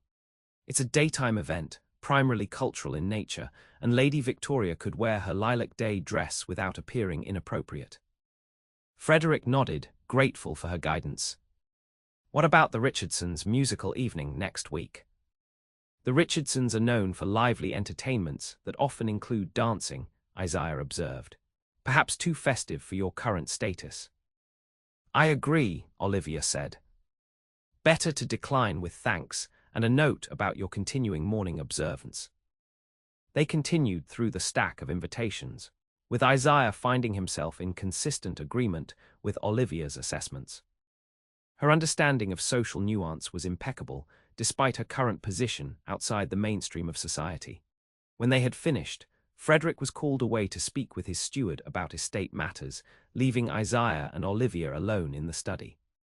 She began organizing the sorted invitations into neat stacks for responses. You navigate society's complexities with remarkable skill for someone in your position, Isaiah observed. Most companions would not demonstrate such nuanced understanding. Most companions haven't experienced both sides of the social divide, she replied without looking up from her task. I was raised with the expectation of making a respectable marriage and maintaining a place in good society, however modest. Circumstances altered that trajectory, but the understanding remains. It must be difficult, he said carefully, to assist Lady Victoria in preparations for a life you were once destined to share. Olivia's hands stilled for a moment. Sometimes, she admitted, but I find satisfaction in helping her navigate these waters successfully, and my current position has certain freedoms that young ladies in society lack. Freedoms. I may speak more directly, observe more honestly, and judge more independently than a young woman whose primary occupation is securing an advantageous match. A small smile touched her lips. There are compensations for my reduced circumstances. You are remarkable, Miss Kingston. She looked up then, clearly surprised by the sincerity in his tone. That's generous praise from a man not given to exaggeration. It is merely accurate. Isaiah found himself momentarily unable to look away from her amber eyes, which reflected a complex mixture of gratitude and something more difficult to define. Your ability to find value in your changed circumstances rather than bitterness is instructive. We all face disappointments, Lord Thornfield. What matters is what we build from them. She returned to organizing the invitations, but added quietly, even walls can become gardens with sufficient time and care. The metaphor was not lost on him. The walls he had built around himself after his father's disgrace and his mother's death had indeed been intended as protection. But Olivia was suggesting they might become something more, not just barriers against pain, but foundations for new growth. The thought was both unsettling and oddly hopeful. Their conversation was interrupted by Victoria's arrival, eager to hear which invitations had been deemed acceptable. As Olivia patiently explained the selections, Isaiah observed the easy rapport between them, more like sisters than employer and employee.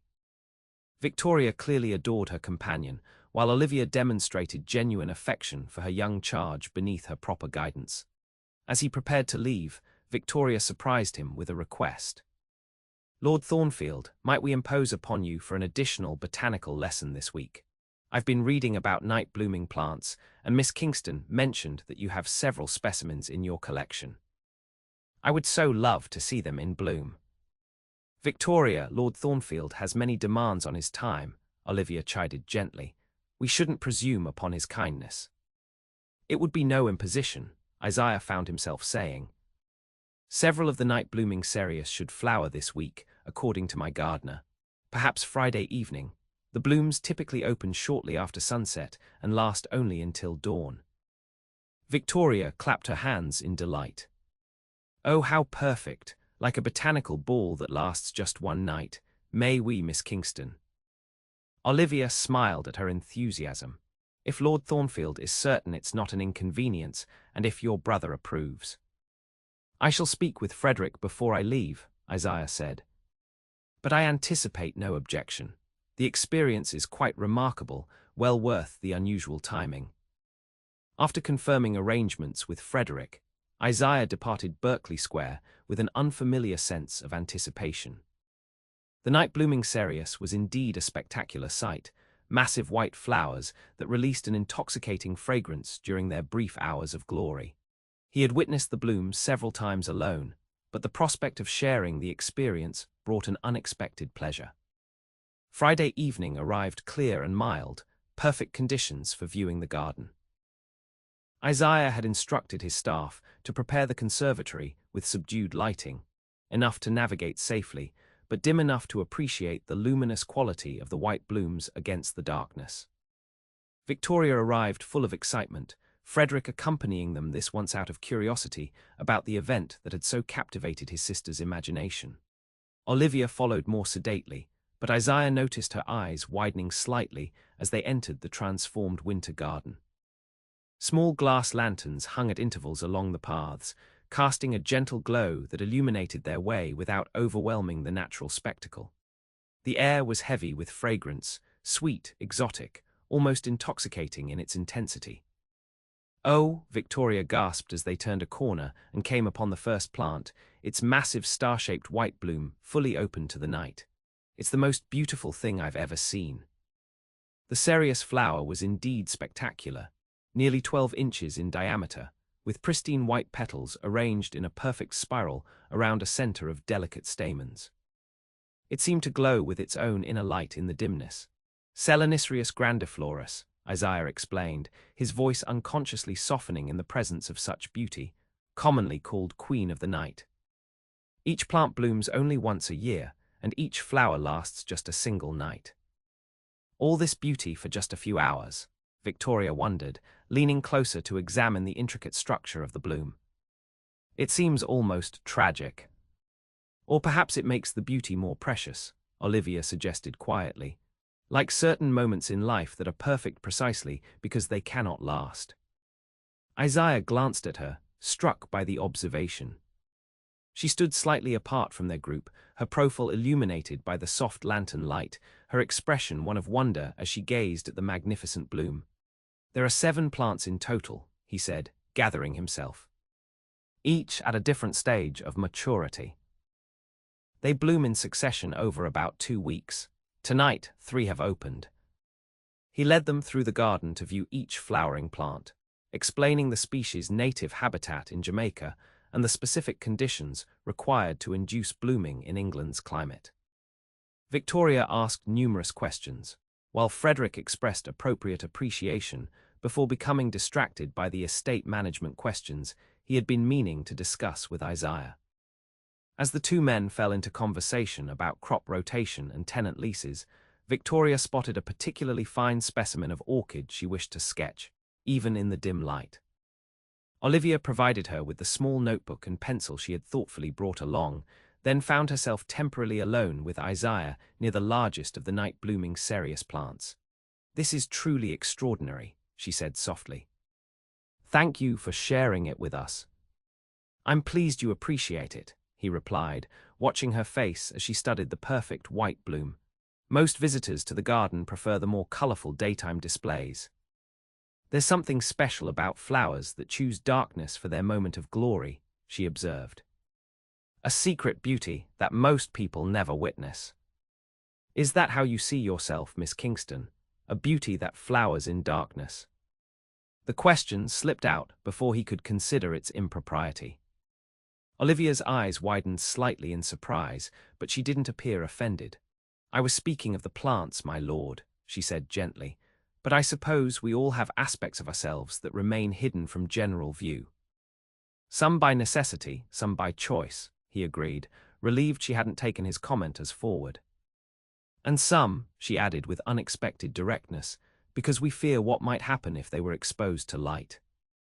The observation struck uncomfortably close to truths Isaiah rarely acknowledged, even to himself. Before he could respond, Victoria called to Olivia, eager to show her the sketch she had made. As Olivia moved away to attend to her charge, Isaiah found himself watching her progress through the garden, her figure moving gracefully among the exotic plants, occasionally illuminated by the soft glow of a lantern.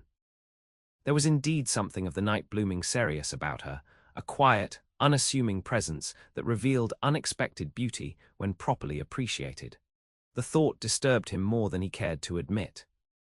The remainder of the evening passed pleasantly, with refreshments served in the small sitting room adjacent to the conservatory before the Pembroke party departed.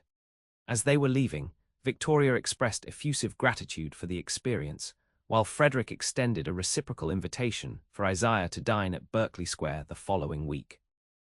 Olivia's farewell was more restrained, a simple thank you accompanied by a direct look that conveyed deeper appreciation than words could express. It was that look that remained with Isaiah as he returned to the winter garden alone after their departure, standing in contemplative silence before the magnificent blooms that would be gone by morning. "Beauty that cannot last," she had said, "perfect because of its transience." He had spent a decade building permanence and stability after the chaos his father had created. Every aspect of his life was designed to endure. His financial investments chosen for security rather than speculative gain, his social connections maintained with meticulous care, his emotions kept firmly in check to prevent damaging impulses. Yet tonight, in the presence of these ephemeral blooms, he found himself questioning whether he had sacrificed too much in his pursuit of stability. What momentary beauties had he missed while focusing solely on what would endure? The question lingered uncomfortably in his mind, challenging assumptions that had guided him for years. The following week brought unseasonably warm weather, prompting impromptu picnics and garden parties throughout London society.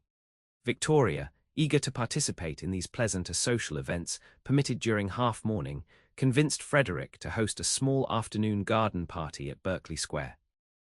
"Nothing elaborate," she assured her brother. "Just tea and refreshments in the garden for a few close friends.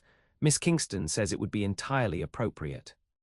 Frederick, unable to resist his sister's enthusiasm, agreed, leaving Olivia to manage the arrangements. Isaiah, invited as a particular friend of the family, arrived to find the Berkeley Square garden transformed by Olivia's efficient organization. Small tables arranged beneath flowering cherry trees held delicate china and silver tea services. Strategically placed chairs allowed for conversation groups, while a string quartet played unobtrusive music near the small fountain. Victoria fluttered among her guests, a carefully selected group of young ladies her age with their mothers, a few respectable gentlemen, and several family connections. Isaiah observed her growing confidence with approval. The shy, grieving girl of winter was blossoming into a poised young woman, largely due to Olivia's careful guidance. As he accepted a cup of tea from a passing footman, Isaiah caught sight of Olivia standing slightly apart from the main gathering, supervising the proceedings with her usual quiet efficiency. He made his way toward her, nodding acknowledgments to acquaintances as he passed. "Miss Kingston, you've created a perfect afternoon. Lady Victoria seems delighted." "Thank you, my lord." She needed this, a chance to feel normal again after months of restriction. Olivia's smile held genuine pleasure at her charge's happiness. "Lord Pembroke was initially reluctant, but I believe he's pleased with the result. You've managed the guest list with particular skill. I notice the Hartwells are present, with their son James." Olivia followed his gaze to where a pleasant-looking young man of about 25 was conversing with Victoria and several other young ladies. Yes, Lady Victoria mentioned enjoying his company at the Hargroves' musical evening. He seems a sensible, well-mannered gentleman. His family is impeccable, and he stands to inherit a prosperous estate in Kent, Isaiah observed. A suitable connection for when Victoria's mourning ends. I would never presume to arrange such matters, Olivia protested, though her slight smile suggested she had indeed noted the potential match. Lady Victoria must make her own choices when the appropriate time comes. With proper guidance, naturally. Naturally. They shared a moment of understanding, both aware of the complex social calculations involved in suitable marriages among their class. Isaiah found himself wondering, not for the first time, what kind of match Olivia might have made had circumstances not altered her prospects so dramatically. "You would have excelled in society, Miss Kingston," he said impulsively. "Your understanding of its intricacies, your ability to navigate its complexities, they're quite remarkable for someone who has been excluded from it." She looked at him with surprise. "That's kind of you to say, though perhaps not entirely accurate. I observe society now from a unique vantage point, neither fully inside nor completely excluded. It provides a certain clarity. Like a botanist observing plant behavior without disturbing the specimen." Her laugh was unexpected and delightful, a genuine sound of amusement rarely heard in society gatherings where ladies were taught to modulate even their mirth. "Precisely, though I hope I'm not quite as cold-blooded in my observations as that metaphor suggests." "I didn't mean to imply," Isaiah began, concerned he had offended her. "I know," she assured him, her amber eyes warm with continued amusement. "I was merely teasing you, Lord Thornfield. An unfamiliar experience for you, I suspect." The observation was astute. Few people in his circle would dare to tease him, given his reputation for seriousness and reserve. Yet Olivia Kingston did so with a natural ease that suggested not disrespect, but a kind of comfortable familiarity that had developed between them over the past months. Before he could respond, Victoria approached, her expression bright with excitement. "Miss Kingston, Mr. Hartwell has just informed me that his family will host a strawberry festival at their country estate next month. They've invited Frederick and me to attend. Isn't that wonderful? It's only a small party for particular friends, entirely appropriate for our mourning status." "That sounds delightful, Lady Victoria," Olivia replied. "When you have a moment, we should discuss suitable attire for a country gathering." "Oh yes, I was thinking my new grey walking dress with the lilac trim would be perfect." Victoria turned to include Isaiah in the conversation. "Lord Thornfield, Mr. Hartwell mentioned they've invited you as well. You must accept. Their estate is said to have magnificent gardens." "I received the invitation this morning," Isaiah acknowledged. "I haven't yet decided whether my schedule will permit it." "Oh, but you must come. It wouldn't be half so enjoyable without you. Tell him, Miss Kingston." Olivia's expression remained composed, but Isaiah detected a hint of amusement in her eyes at Victoria's transparent attempt to ensure his attendance. "I'm sure Lord Thornfield will make whatever decision best suits his circumstances," she said diplomatically. Victoria was not so easily deterred. "But Miss Kingston was just saying yesterday how beneficial fresh country air would be for everyone after the London winter, wasn't she? And how pleasant it is to see gardens other than one's own for new ideas and inspiration." Was she indeed? Isaiah raised an eyebrow, looking at Olivia with renewed interest. "I wasn't aware Miss Kingston had opinions on my horticultural needs." "Oh, I may have misunderstood," Victoria said quickly, realizing she might have overstepped.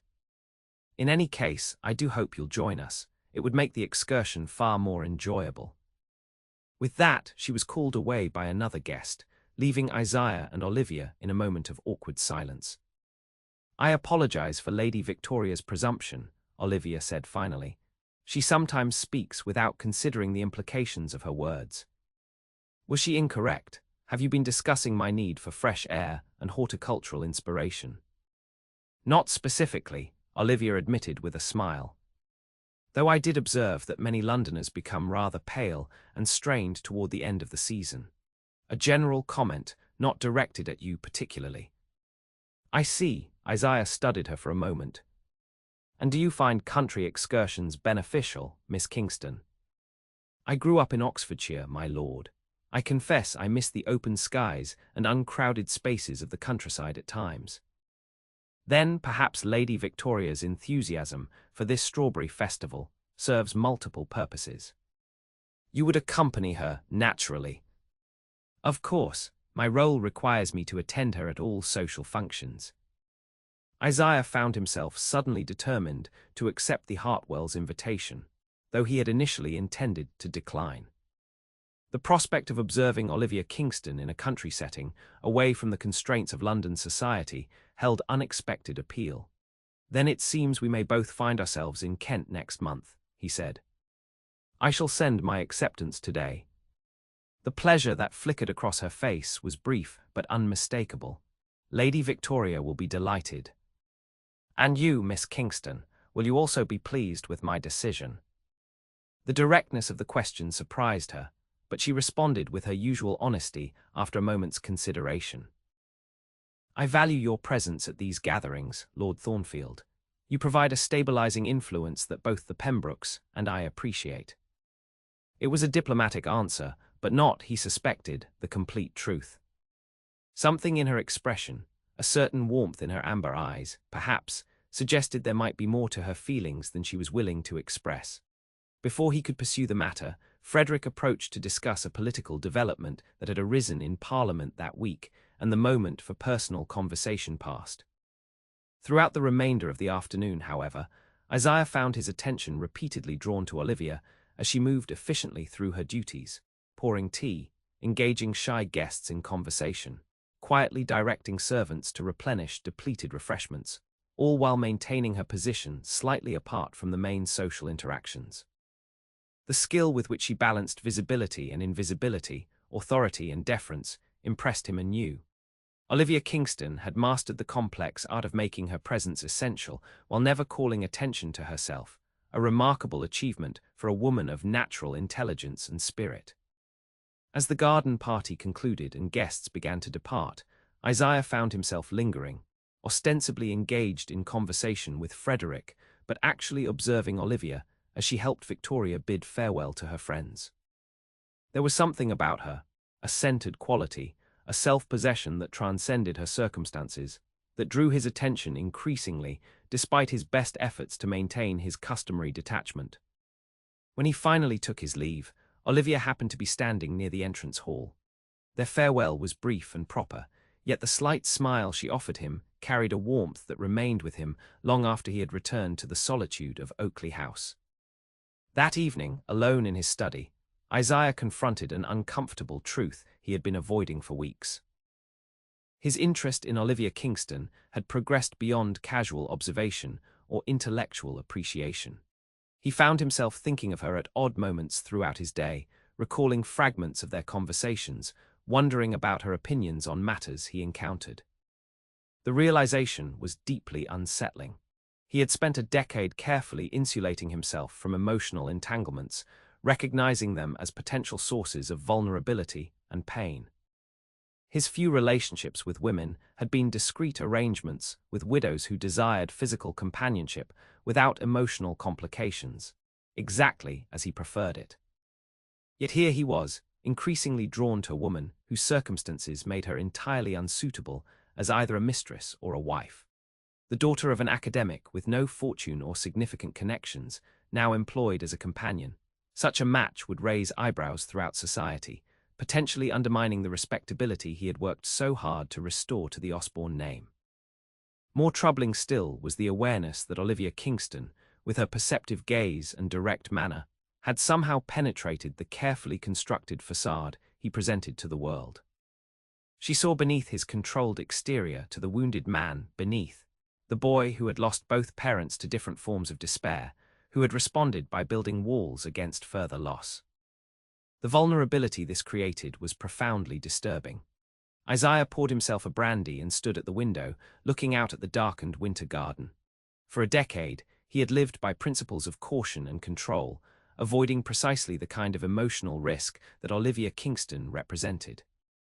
Yet he could not deny the way his pulse quickened slightly when she entered a room. or how her rare smile of genuine pleasure brought an answering warmth to his chest. Nor could he ignore the growing anticipation he felt for the Hartwell's Strawberry Festival, primarily because it would provide opportunities to observe her outside the constraints of London society. "This is madness," he murmured to himself, turning away from the window. Whatever these feelings might be, they must be rigorously controlled. His responsibility to the Osborne name and legacy demanded nothing less. With that resolution firmly in mind, Isaiah determined to maintain proper distance from Miss Kingston during the coming weeks. The botanical lessons would continue as a courtesy to Victoria, but he would ensure all interactions remained strictly formal and appropriate. His resolve lasted precisely 3 days. The following Wednesday's botanical lesson proceeded normally at first. Victoria's enthusiasm for identifying various fern species provided sufficient distraction to allow Isaiah to maintain his planned distance from Olivia. He addressed his explanations primarily to Victoria, careful not to engage Olivia in the direct exchanges that had become their habit. She noticed the change, naturally. Her perceptive gaze followed him with quiet assessment as he deliberately avoided the conversational openings she offered. By the hour's end, a certain coolness had entered her manner as well, a polite withdrawal that matched his own. As they prepared to depart, Victoria suddenly remembered a letter she had left in the carriage that needed to be delivered to a friend whose house they would pass on their return journey. "I'll just run and fetch it," she said. "No need for you to come, Miss Kingston. I'll only be a moment." Before either adult could object, Victoria had hurried out, leaving them alone in the winter garden. An awkward silence fell between them, made more noticeable by the easy conversation they had shared in previous weeks. "Have I offended you in some way, Lord Thornfield?" Olivia asked finally, her directness cutting through the pretense of casual indifference. Isaiah looked at her, startled by the question despite its characteristic bluntness. "Of course not. Why would you think so? You've barely spoken to me today, and when you have, it's been with a formality we moved beyond months ago." Her amber eyes held his steadily. "If I've overstepped some boundary or spoken too freely, I would prefer to know directly rather than guess at my offense." Her honesty demanded a response in kind, yet Isaiah could hardly explain the real reason for his withdrawal. Instead, he grasped at a plausible alternative. "I've been preoccupied with estate matters," he said. "A situation with some tenants in Northumberland requires my attention." "I see." Her tone made it clear she didn't believe this explanation, but wouldn't challenge it directly. "Then I apologize for misinterpreting your manner." "There is nothing to apologize for, Miss Kingston." Another silence fell between them, more strained than before. Olivia moved to examine a nearby plant, her posture suggesting she was giving him space to elaborate if he chose. When he remained silent, she spoke again, her voice softer. "May I show you something, Lord Thornfield?" Curious despite his resolution, he nodded. Olivia led him to a section of the garden they had not visited that day, where a small plant with distinctive heart-shaped leaves grew in partial shade. "Do you know what this is?" she asked. "Cyclamen persicum," he replied automatically, "native to parts of the Mediterranean and Middle East." "Yes, my father had one very like it in his greenhouse." She touched a leaf gently. "He told me something interesting about cyclamen. Do you know what happens when they're overwatered?" Isaiah frowned slightly at the apparent non sequitur. "They develop rot at the crown, eventually killing the plant." "Exactly. But what's fascinating is that they don't show signs of distress immediately. They continue to appear healthy on the surface while decay develops beneath." She looked up at him, her expression unreadable. By the time the damage becomes visible, it's often too late to save the plant. The metaphor was not lost on him. "Are you suggesting I am suffering from some hidden rot, Miss Kingston?"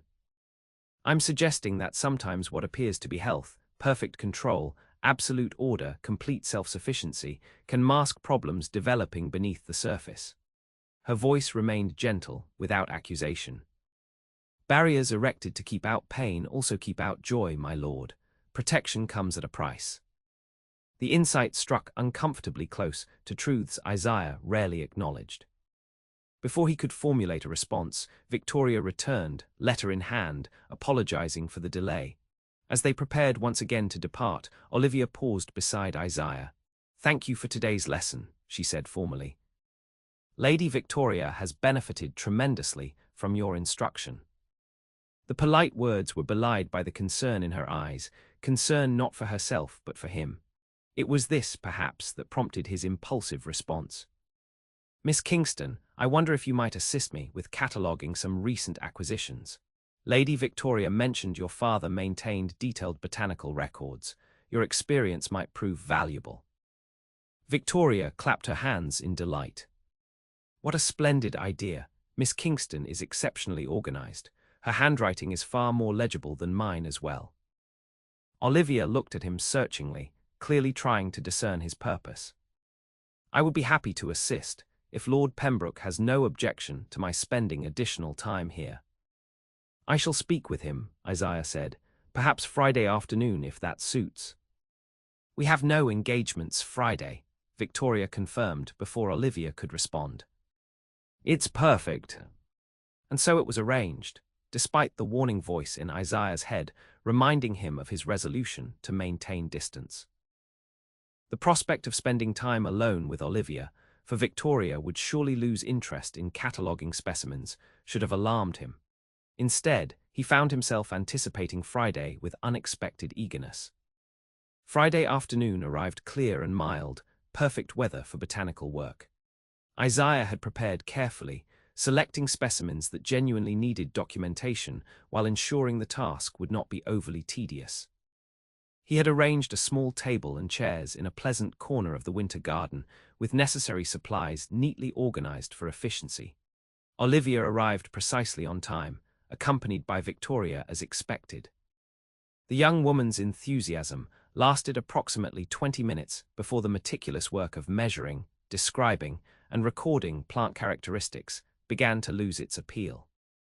"This is rather more detailed than I anticipated," she admitted after incorrectly recording the leaf structure of a Brazilian orchid for the third time.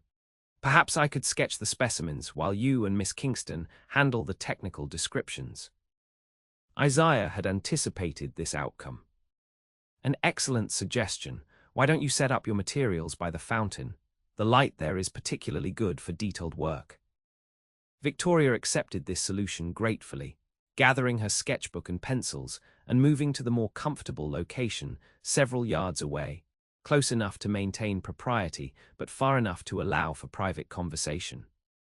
Olivia watched this transparent manipulation with a raised eyebrow, but made no comment as she took up the pen to continue the catalogue entries Isaiah had begun. "Your handwriting is indeed superior to Lady Victoria's," he observed as she completed a detailed description of the orchid's structure. "Years of practice," she replied. "My father insisted on precision in recording observations. Science requires clarity above all," he would say. They worked in companionable silence for several minutes, Olivia recording measurements as Isaiah examined each specimen. The task created a natural rhythm to their interaction, examining, discussing, documenting, that felt both productive and oddly intimate. "You never explained why you withdrew so abruptly on Wednesday," Olivia said finally, her tone conversational as she continued writing. Isaiah should have expected her directness, yet it still caught him off guard. "I told you, estate matters required your attention. Yes, I remember." She looked up from her work, meeting his gaze directly. "I also remember that you've never been a particularly skilled dissembler, Lord Thornfield. Your face reveals what your words attempt to conceal." The observation was uncomfortably accurate. Isaiah had never mastered the art of social deception that came so naturally to many in his circle. It was one reason he preferred directness in his own dealings, less opportunity for misunderstanding or manipulation. "Perhaps there are matters I prefer not to discuss," he said carefully. "Of course." She returned to her writing. "Everyone is entitled to privacy. I simply wanted to ensure my own behavior hadn't caused offense." "It hadn't," he hesitated, then added more softly, "quite the opposite in fact." The admission hung between them, its implications unclear but somehow significant. Olivia's hand stilled on the page, though she didn't look up. "I see," she said quietly. They resumed their work, but the atmosphere had subtly changed, charged with an awareness neither was prepared to articulate. Isaiah found himself hyper-conscious of her presence beside him. The faint scent of lavender that clung to her clothing, the graceful movement of her hand across the page, the slight furrow that appeared between her brows when she concentrated. "My father would have loved this garden," she said suddenly, breaking the silence. He dreamed of creating something similar, but never had the resources. His greenhouse was modest, just a small structure attached to our cottage, but he filled it with treasures collected over years. "What happened to his collection after he passed?" Isaiah asked, grateful for the safer topic. "Most of it was sold to settle debts." A shadow crossed her face. "A few special specimens I managed to give to the university botanical garden where they would be properly cared for."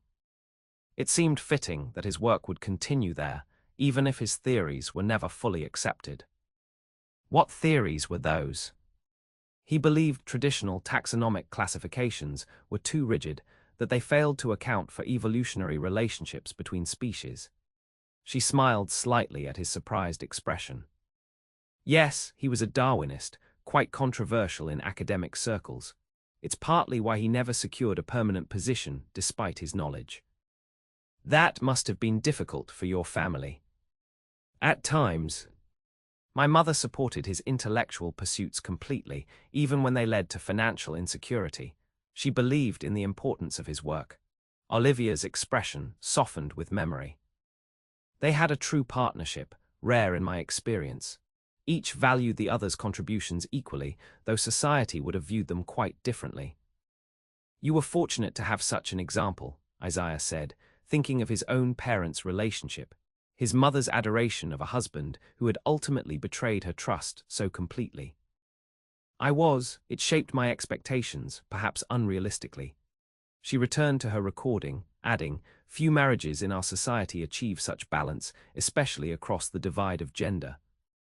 "Is that what you would seek in marriage?" The question slipped out before Isaiah could consider its propriety. Olivia looked up, clearly surprised by the personal nature of the inquiry.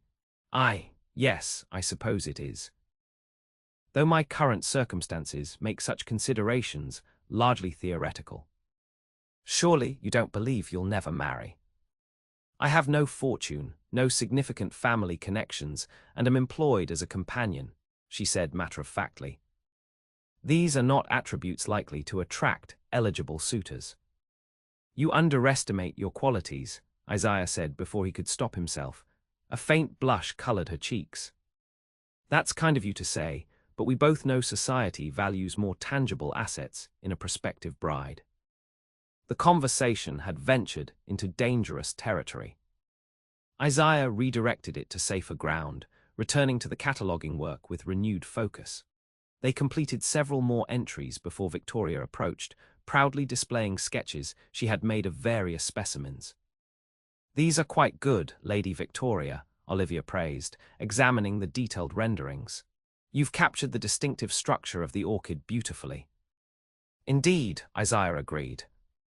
"You have a natural talent for botanical illustration."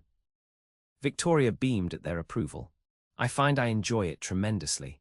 Perhaps we could create our own illustrated catalogue of your collection, Lord Thornfield. My drawings combined with the descriptions you and Miss Kingston have been working on." "An excellent idea," Isaiah said, recognizing the potential for extending these afternoon sessions indefinitely. "Though it would be a considerable undertaking." "The best projects usually are," Victoria declared with youthful confidence. "We could work on it throughout the summer. Even after we return from the Hartwell's Strawberry Festival, there would be plenty of time before the autumn." Her enthusiasm was infectious, making the prospect of regular collaboration with both Victoria and Olivia over the coming months seem both natural and desirable. Isaiah found himself agreeing to the plan without the reservations he would normally have felt about such an open-ended commitment. As the afternoon concluded and their visitors prepared to depart, Isaiah found a moment to speak privately with Olivia while Victoria gathered her sketching materials. "Thank you for your assistance today," he said formally, conscious of the servants who might observe them. Your contribution was invaluable. I enjoyed the work, she replied with equal propriety. It reminded me of assisting my father with his research. Perhaps next week we might continue. There are several new specimens that still require documentation. She studied him briefly, as if assessing his motives, then nodded. I would be happy to help, provided Lady Victoria's schedule permits. Of course.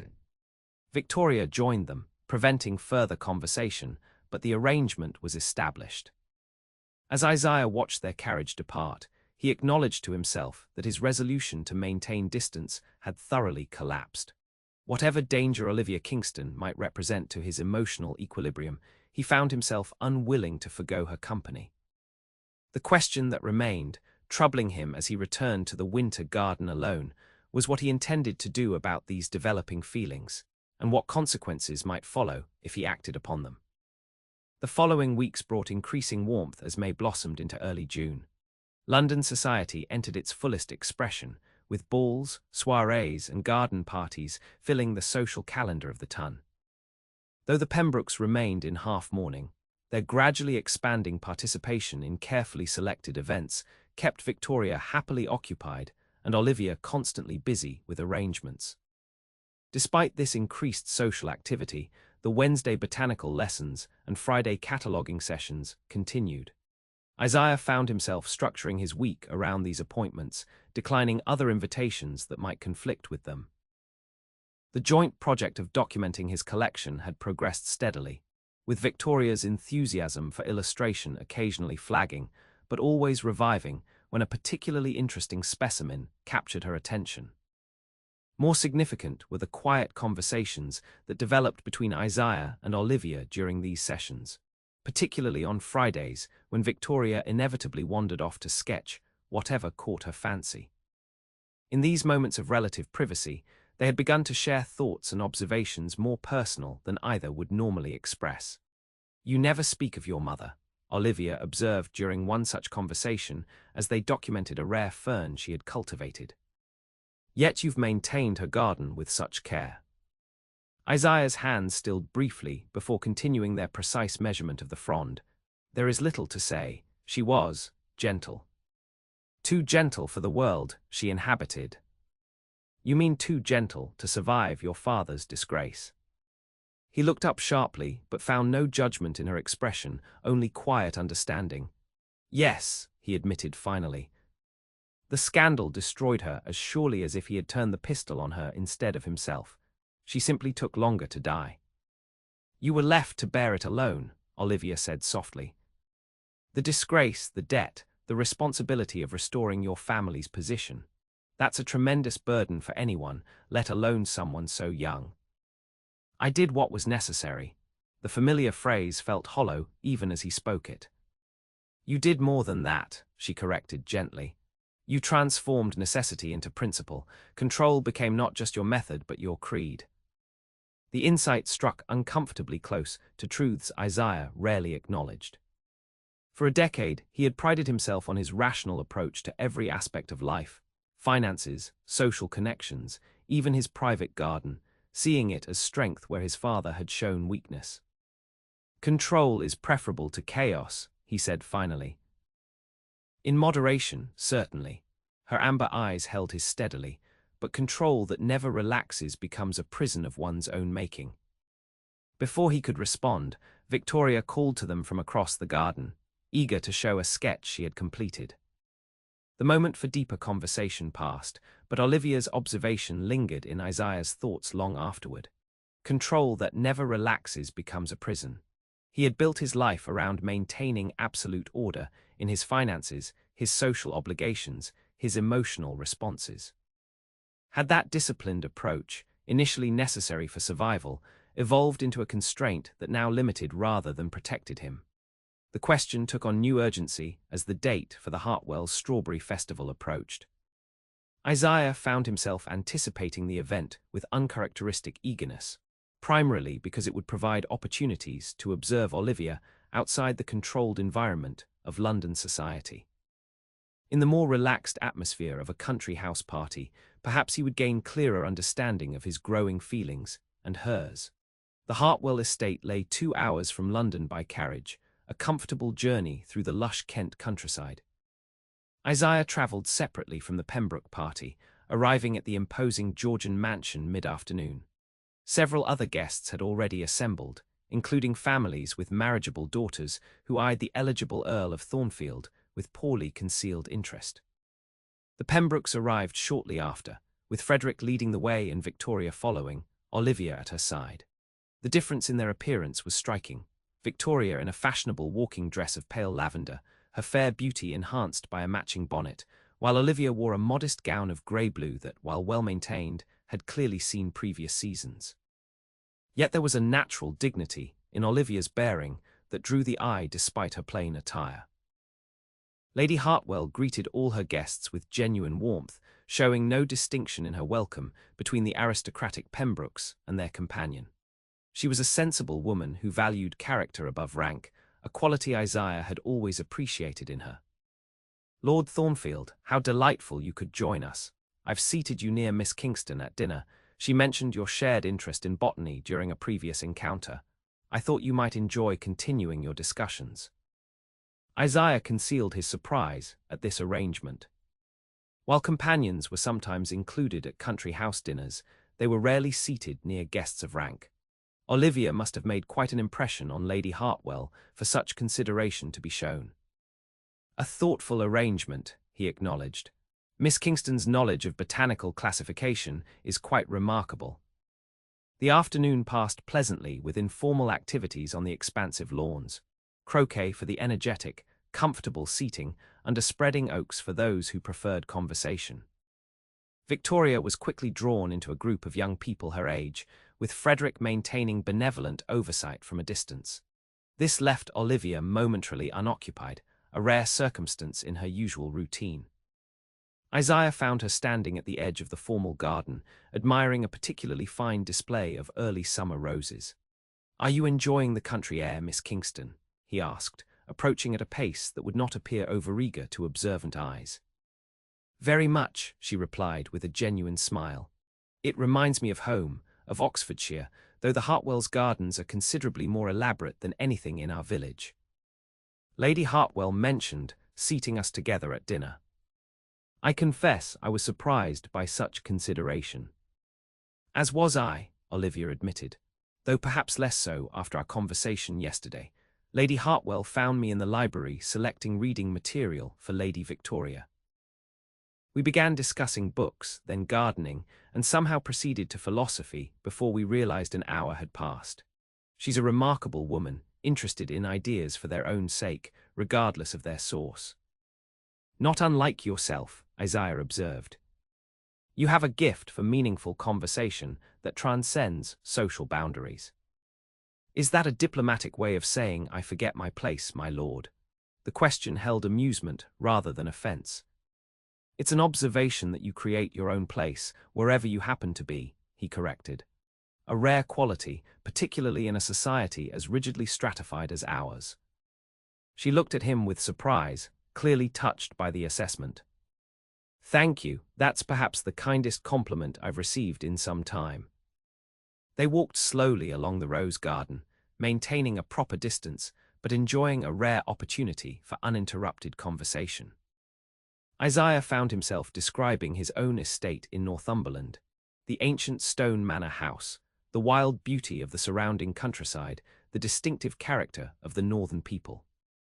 "You speak of it with genuine affection," Olivia noted, "yet you rarely visit, I understand." "London requires my presence for much of the year. The estate is well managed by a steward whose family has served mine for generations." "Still, it must be your true home, rather than Oakley House." The question gave him pause. "I suppose it should be. Thornfield Manor has been the family seat for centuries, yet I find myself more attached to Oakley House, despite its being merely a London residence." "Because of the winter garden," Olivia suggested. "Your mother's legacy, continued through your efforts." "Yes," he agreed, surprised by her insight. "The garden represents continuity, I suppose, something beautiful that survived the worst of times." Like you, she said quietly. The simple statement caught him off guard. Before he could respond, they were interrupted by the approach of James Hartwell, their host's son, who came to inform them that refreshments were being served on the terrace. The remainder of the afternoon passed in pleasant socializing, with Isaiah finding himself increasingly drawn into the general fellowship of the gathering rather than maintaining his usual polite distance. The easy countryside atmosphere, combined with the Hartwells' genuine warmth as hosts, created a conviviality difficult to resist. At dinner, he found himself seated beside Olivia as promised, with Victoria on her other side and Frederick across the table. The arrangement allowed for general conversation, while providing opportunities for more private exchanges during the multiple courses. "You seem more relaxed here than in London," Olivia observed during one such moment. "The country suits you." "Does it? I hadn't noticed." He considered her assessment. Perhaps it's the absence of certain social pressures. Country gatherings tend to be less rigidly formal. Or perhaps it's the company, she suggested with a slight smile. The Hartwells create an atmosphere where genuine conversation is valued above social performance. Not unlike our botanical sessions, Isaiah noted, there's a similar quality of authenticity. Yes, exactly.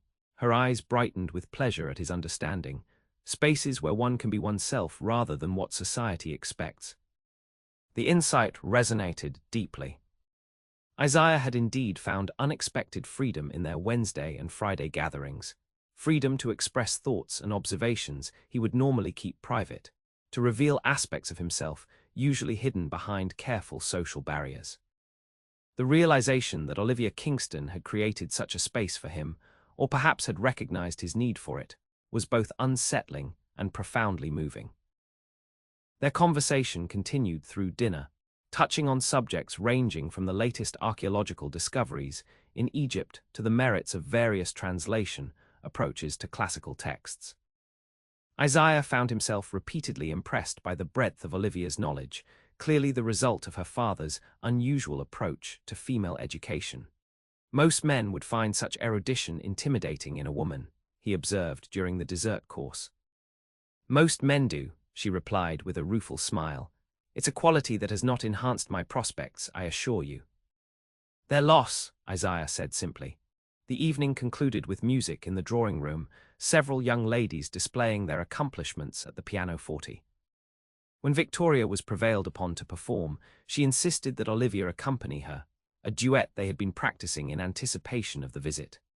Isaiah watched with interest as Olivia took her place at the instrument with perfect composure, neither drawing attention to herself nor shrinking from the momentary spotlight.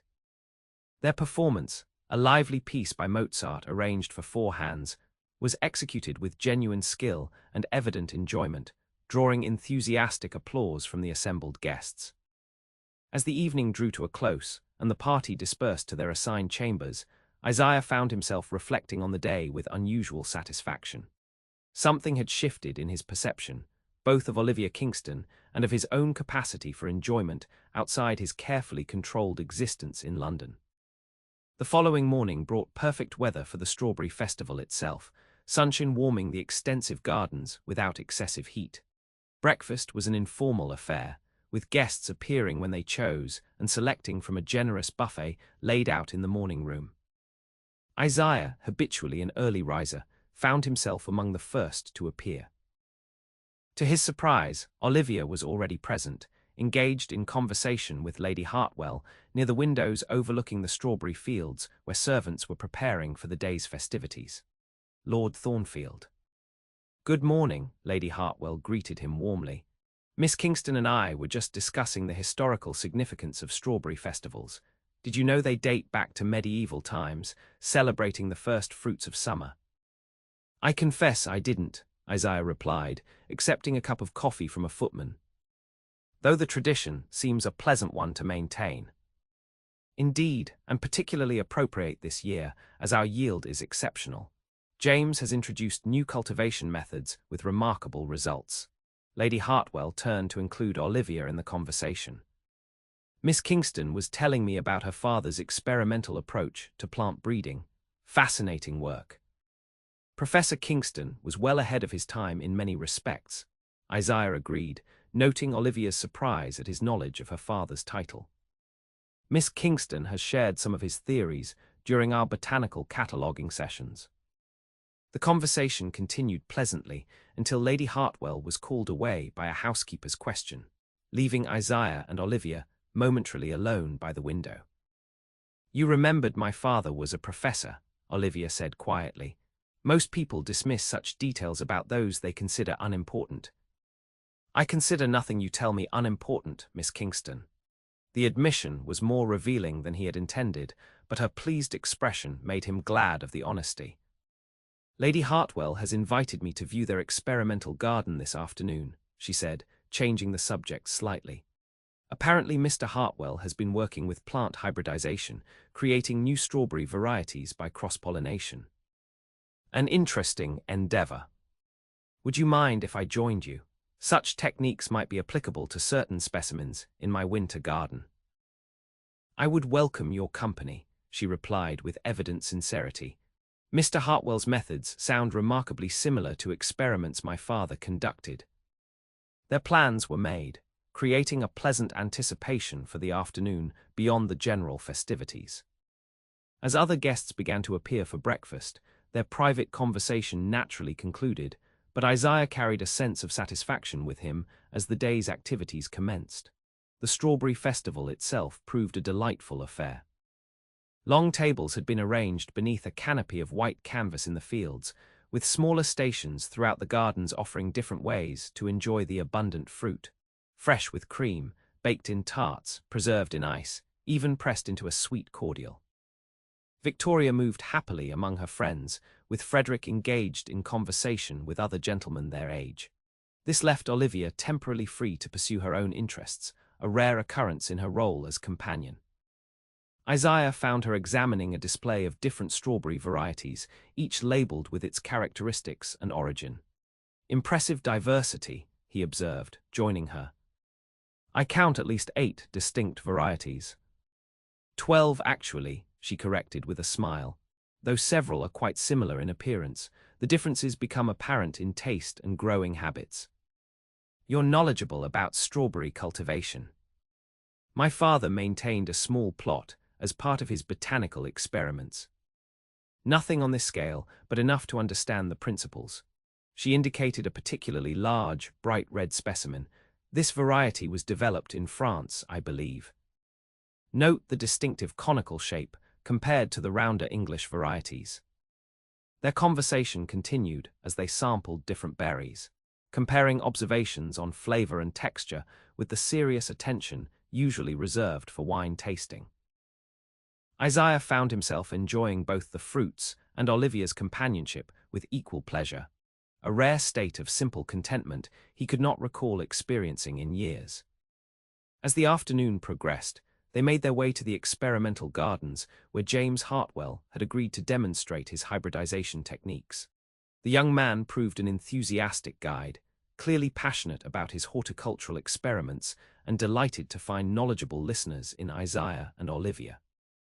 "The principle is straightforward," he explained, showing them plants protected by fine mesh enclosures. "We select parent plants with desirable characteristics, size, flavor, hardiness, and manually transfer pollen between them. The resulting seeds produce plants with combined traits."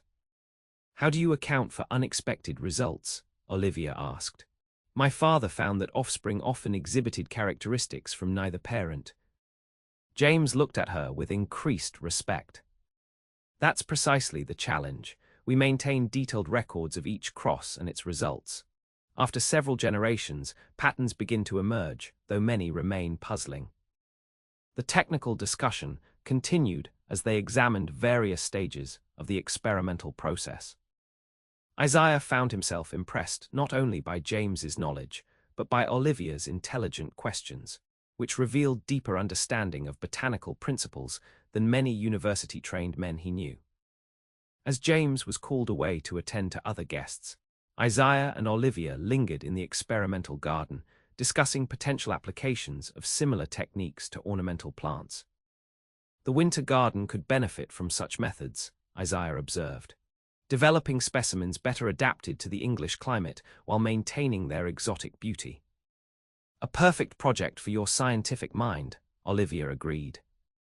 Methodical experimentation combined with aesthetic appreciation. Our collaborative project, he corrected without thinking. Your understanding of classification principles would be invaluable. The implication that their association would continue indefinitely hung between them for a moment. Olivia's expression reflected surprise, followed by something warmer and more complex. I would enjoy participating in such work, she said carefully, for as long as circumstances permit. The qualification, a gentle reminder of her dependent position, sobered Isaiah's momentary enthusiasm. Olivia Kingston's future was not her own to determine. As Lady Victoria's companion, her duties and residence would follow her young charge's situation. When Victoria eventually married, as she surely would within the next year or two, Olivia would need to seek another position. The thought cast a shadow over the pleasant afternoon. Isaiah had grown accustomed to her presence in his life, her intelligence, her perceptiveness, her quiet strength. The prospect of her departure unsettled him more deeply than he had anticipated. Circumstances change, he said finally, but scientific collaboration need not end with geographical separation.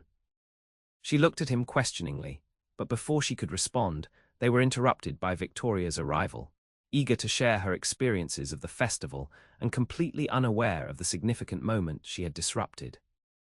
The remainder of the day passed pleasantly, with garden games, more strawberry-themed refreshments, and eventually an early dinner before those guests not staying overnight departed for London. Isaiah, having arranged to remain for several days to discuss estate management with Mr. Hartwell, found himself watching the Pembroke carriage depart with an unfamiliar sense of loss. Olivia had maintained perfect propriety during their farewells, thanking him formally for his company during the festivities.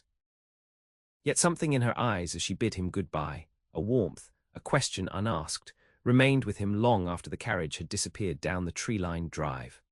That evening, unable to sleep despite the comfortable guest chamber, Isaiah stood at the window looking out over the moonlit gardens. His mind kept returning to the conversation in the experimental garden, not just what had been said, but what had remained unspoken between them. Olivia Kingston had become important to him in ways he had never anticipated. Her intelligence challenged him, her perceptiveness unsettled him, her quiet strength impressed him. More than that, she had somehow penetrated the careful barriers he had constructed after his father's disgrace and his mother's death, barriers designed to protect him from precisely the kind of emotional vulnerability she now represented. The realization was both exhilarating and terrifying. For a decade, Isaiah had lived by principles of caution and control, avoiding the risks of deep attachment.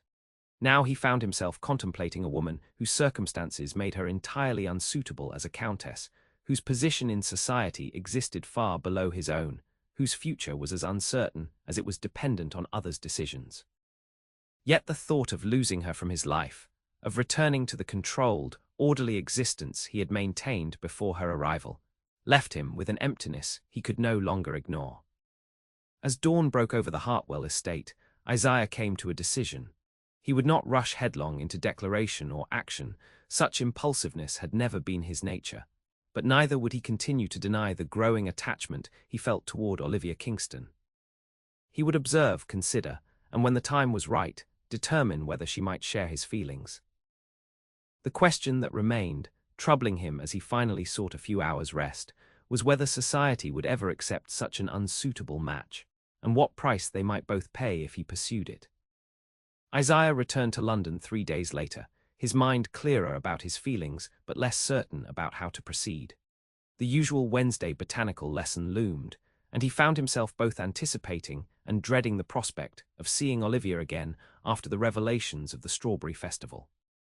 When Victoria and Olivia arrived at Oakley House, he greeted them with his usual formality, though he was acutely aware of a new tension beneath the familiar routine.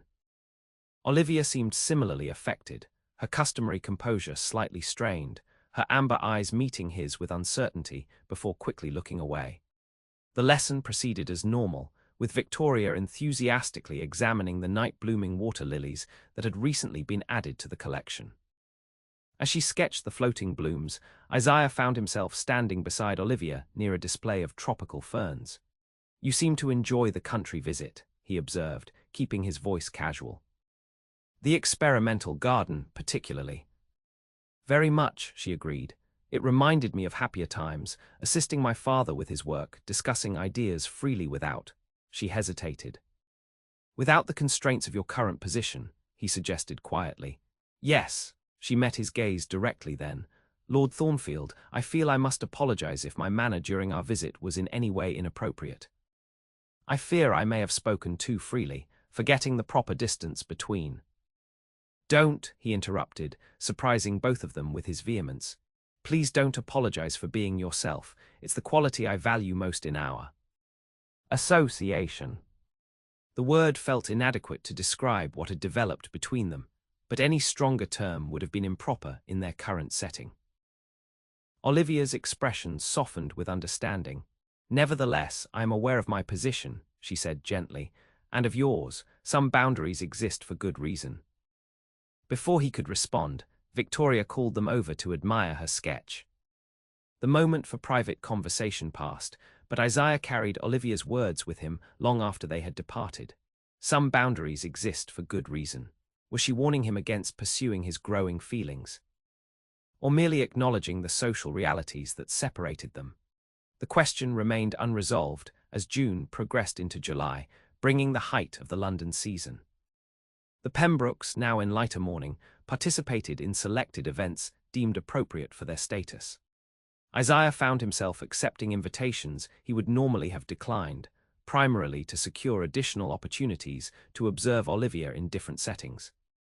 At a garden party hosted by the Duchess of Lansdowne, he watched from a distance as Olivia skillfully managed Victoria's social interactions, guiding her toward appropriate acquaintances while gently steering her away from less suitable connections. Her own demeanor remained perfectly calibrated to her position, visible enough to provide proper chaperonage, but subdued enough not to draw attention from her charge. Yet Isaiah noticed how several of the more perceptive society matrons engaged Olivia in conversation when circumstances permitted. Lady Montgomery, a formidable dowager with little patience for social pretense, spent nearly a quarter hour discussing botanical remedies with her. The Honourable Mrs. Kirby, known for her intellectual gatherings, was observed exchanging book recommendations. Olivia's quiet dignity and evident intelligence had begun to create a small circle of influential admirers who looked beyond her current circumstances to the person beneath. Isaiah found himself heartened by these observations, even as he maintained his own careful distance in public settings. Their private interactions continued through the botanical lessons and cataloguing sessions, though a new awareness colored their exchanges. Topics remained largely intellectual, but occasional moments of deeper connection occurred: a shared glance, a comment that revealed more personal understanding, a brief touch when passing specimens that lingered a heartbeat longer than necessary. During one Friday cataloguing session in mid-July, as Victoria sketched in a distant corner of the garden, Olivia raised a question that had clearly been on her mind. "Lord Thornfield, may I ask you something rather personal?" He looked up from the specimen he was examining. "You rarely wait for permission before asking your questions, Miss Kingston." Her smile acknowledged the gentle teasing. "Why have you never married? A man of your position, your intelligence. Surely there have been opportunities." The directness of the question momentarily caught him off guard, but he found himself unwilling to offer the polite evasion he might have given anyone else. "After my father's disgrace and my mother's death, marriage seemed unnecessary. I had fulfilled my duty to the earldom by inheriting it. An heir of my own body seemed less important than restoring the family's reputation and finances." "And now," she asked quietly, "those objectives have been achieved. Your reputation is impeccable, your finances secure. Now I find myself considering the matter from a different perspective," he admitted, watching her expression carefully. "Less as a duty to be fulfilled and more as a partnership to be formed, if the right person could be found." Her cheeks colored slightly, but she held his gaze. And have you identified characteristics this hypothetical countess should possess? The question invited either retreat into safer conversation or a step toward greater honesty. Isaiah chose the latter, intelligence certainly. A mind capable of engaging with ideas beyond social pleasantries. Integrity, a core of principle that remains constant regardless of circumstance. He paused, then added more softly, the courage to see beyond carefully constructed facades to the person beneath. Her amber eyes widened slightly as the description's specificity became apparent. Those are uncommon qualities to prioritize in a society that generally values beauty, connections, and fortune in a bride. I find my priorities have evolved in recent months, he said simply. The implication hung between them, neither fully acknowledged nor denied. After a moment, Olivia returned her attention to the catalogue entry she had been completing, but her heightened colour and the slight trembling of her hand revealed her understanding of what had been left unspoken. The remainder of the session passed in focused work, their conversation returning to safer botanical topics. Yet something had shifted between them, a tentative acknowledgement of feelings that could no longer be entirely concealed. As July progressed toward August, London began its gradual emptying as society families departed for country estates or continental tour. The Pembrokes planned to return to their family seat in Devon by month's end, a prospect that Isaiah contemplated with growing concern. The geographical separation would effectively end the regular botanical sessions that had become the foundation of his relationship with Olivia. During their penultimate Wednesday lesson, as Victoria examined aquatic plants in a small ornamental pool, Isaiah broached the subject with Olivia. "I understand you'll be departing for Devon soon." "Yes, next Tuesday," she confirmed. "Lord Pembroke feels Lady Victoria will benefit from country air before the autumn. We'll likely remain until October." "A considerable absence," he observed, trying to keep his tone neutral. "Will you continue the botanical studies there?" "To some extent." "The Pembroke estate has extensive gardens, though nothing comparable to your winter garden. Lady Victoria has expressed interest in creating a small conservatory of her own." "A worthy project." Isaiah hesitated, then added, "I had hoped we might complete our cataloguing work before your departure." Olivia looked at him with quiet understanding. "We've made remarkable progress. Perhaps we could arrange an additional session, Monday afternoon, if your schedule permits." "I'll ensure it does," he replied, more eagerly than he had intended. She smiled slightly at his evident enthusiasm. "I've enjoyed our collaboration, Lord Thornfield. It has been enlightening in many respects." The understatement held volumes of unspoken meaning. Their work together had indeed been enlightening, not just botanically but personally, revealing aspects of each other that might never have emerged in conventional social interaction. "As have I, Miss Kingston, more than I can adequately express in our current setting." Her eyes widened slightly at the implication.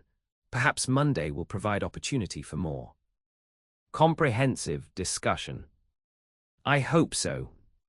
The exchange, though outwardly innocuous, carried deeper significance for both of them. Monday's session would be their last opportunity for private conversation before a separation of uncertain duration. Whatever understanding might exist between them would need to be clarified before the Pembrokes' departure. The intervening days passed with excruciating slowness for Isaiah. He found himself distracted during business meetings, his thoughts repeatedly returning to the forthcoming conversation with Olivia. What exactly did he intend to say? How explicitly should he express feelings that had developed gradually but had now become impossible to ignore? More troubling still were the practical considerations.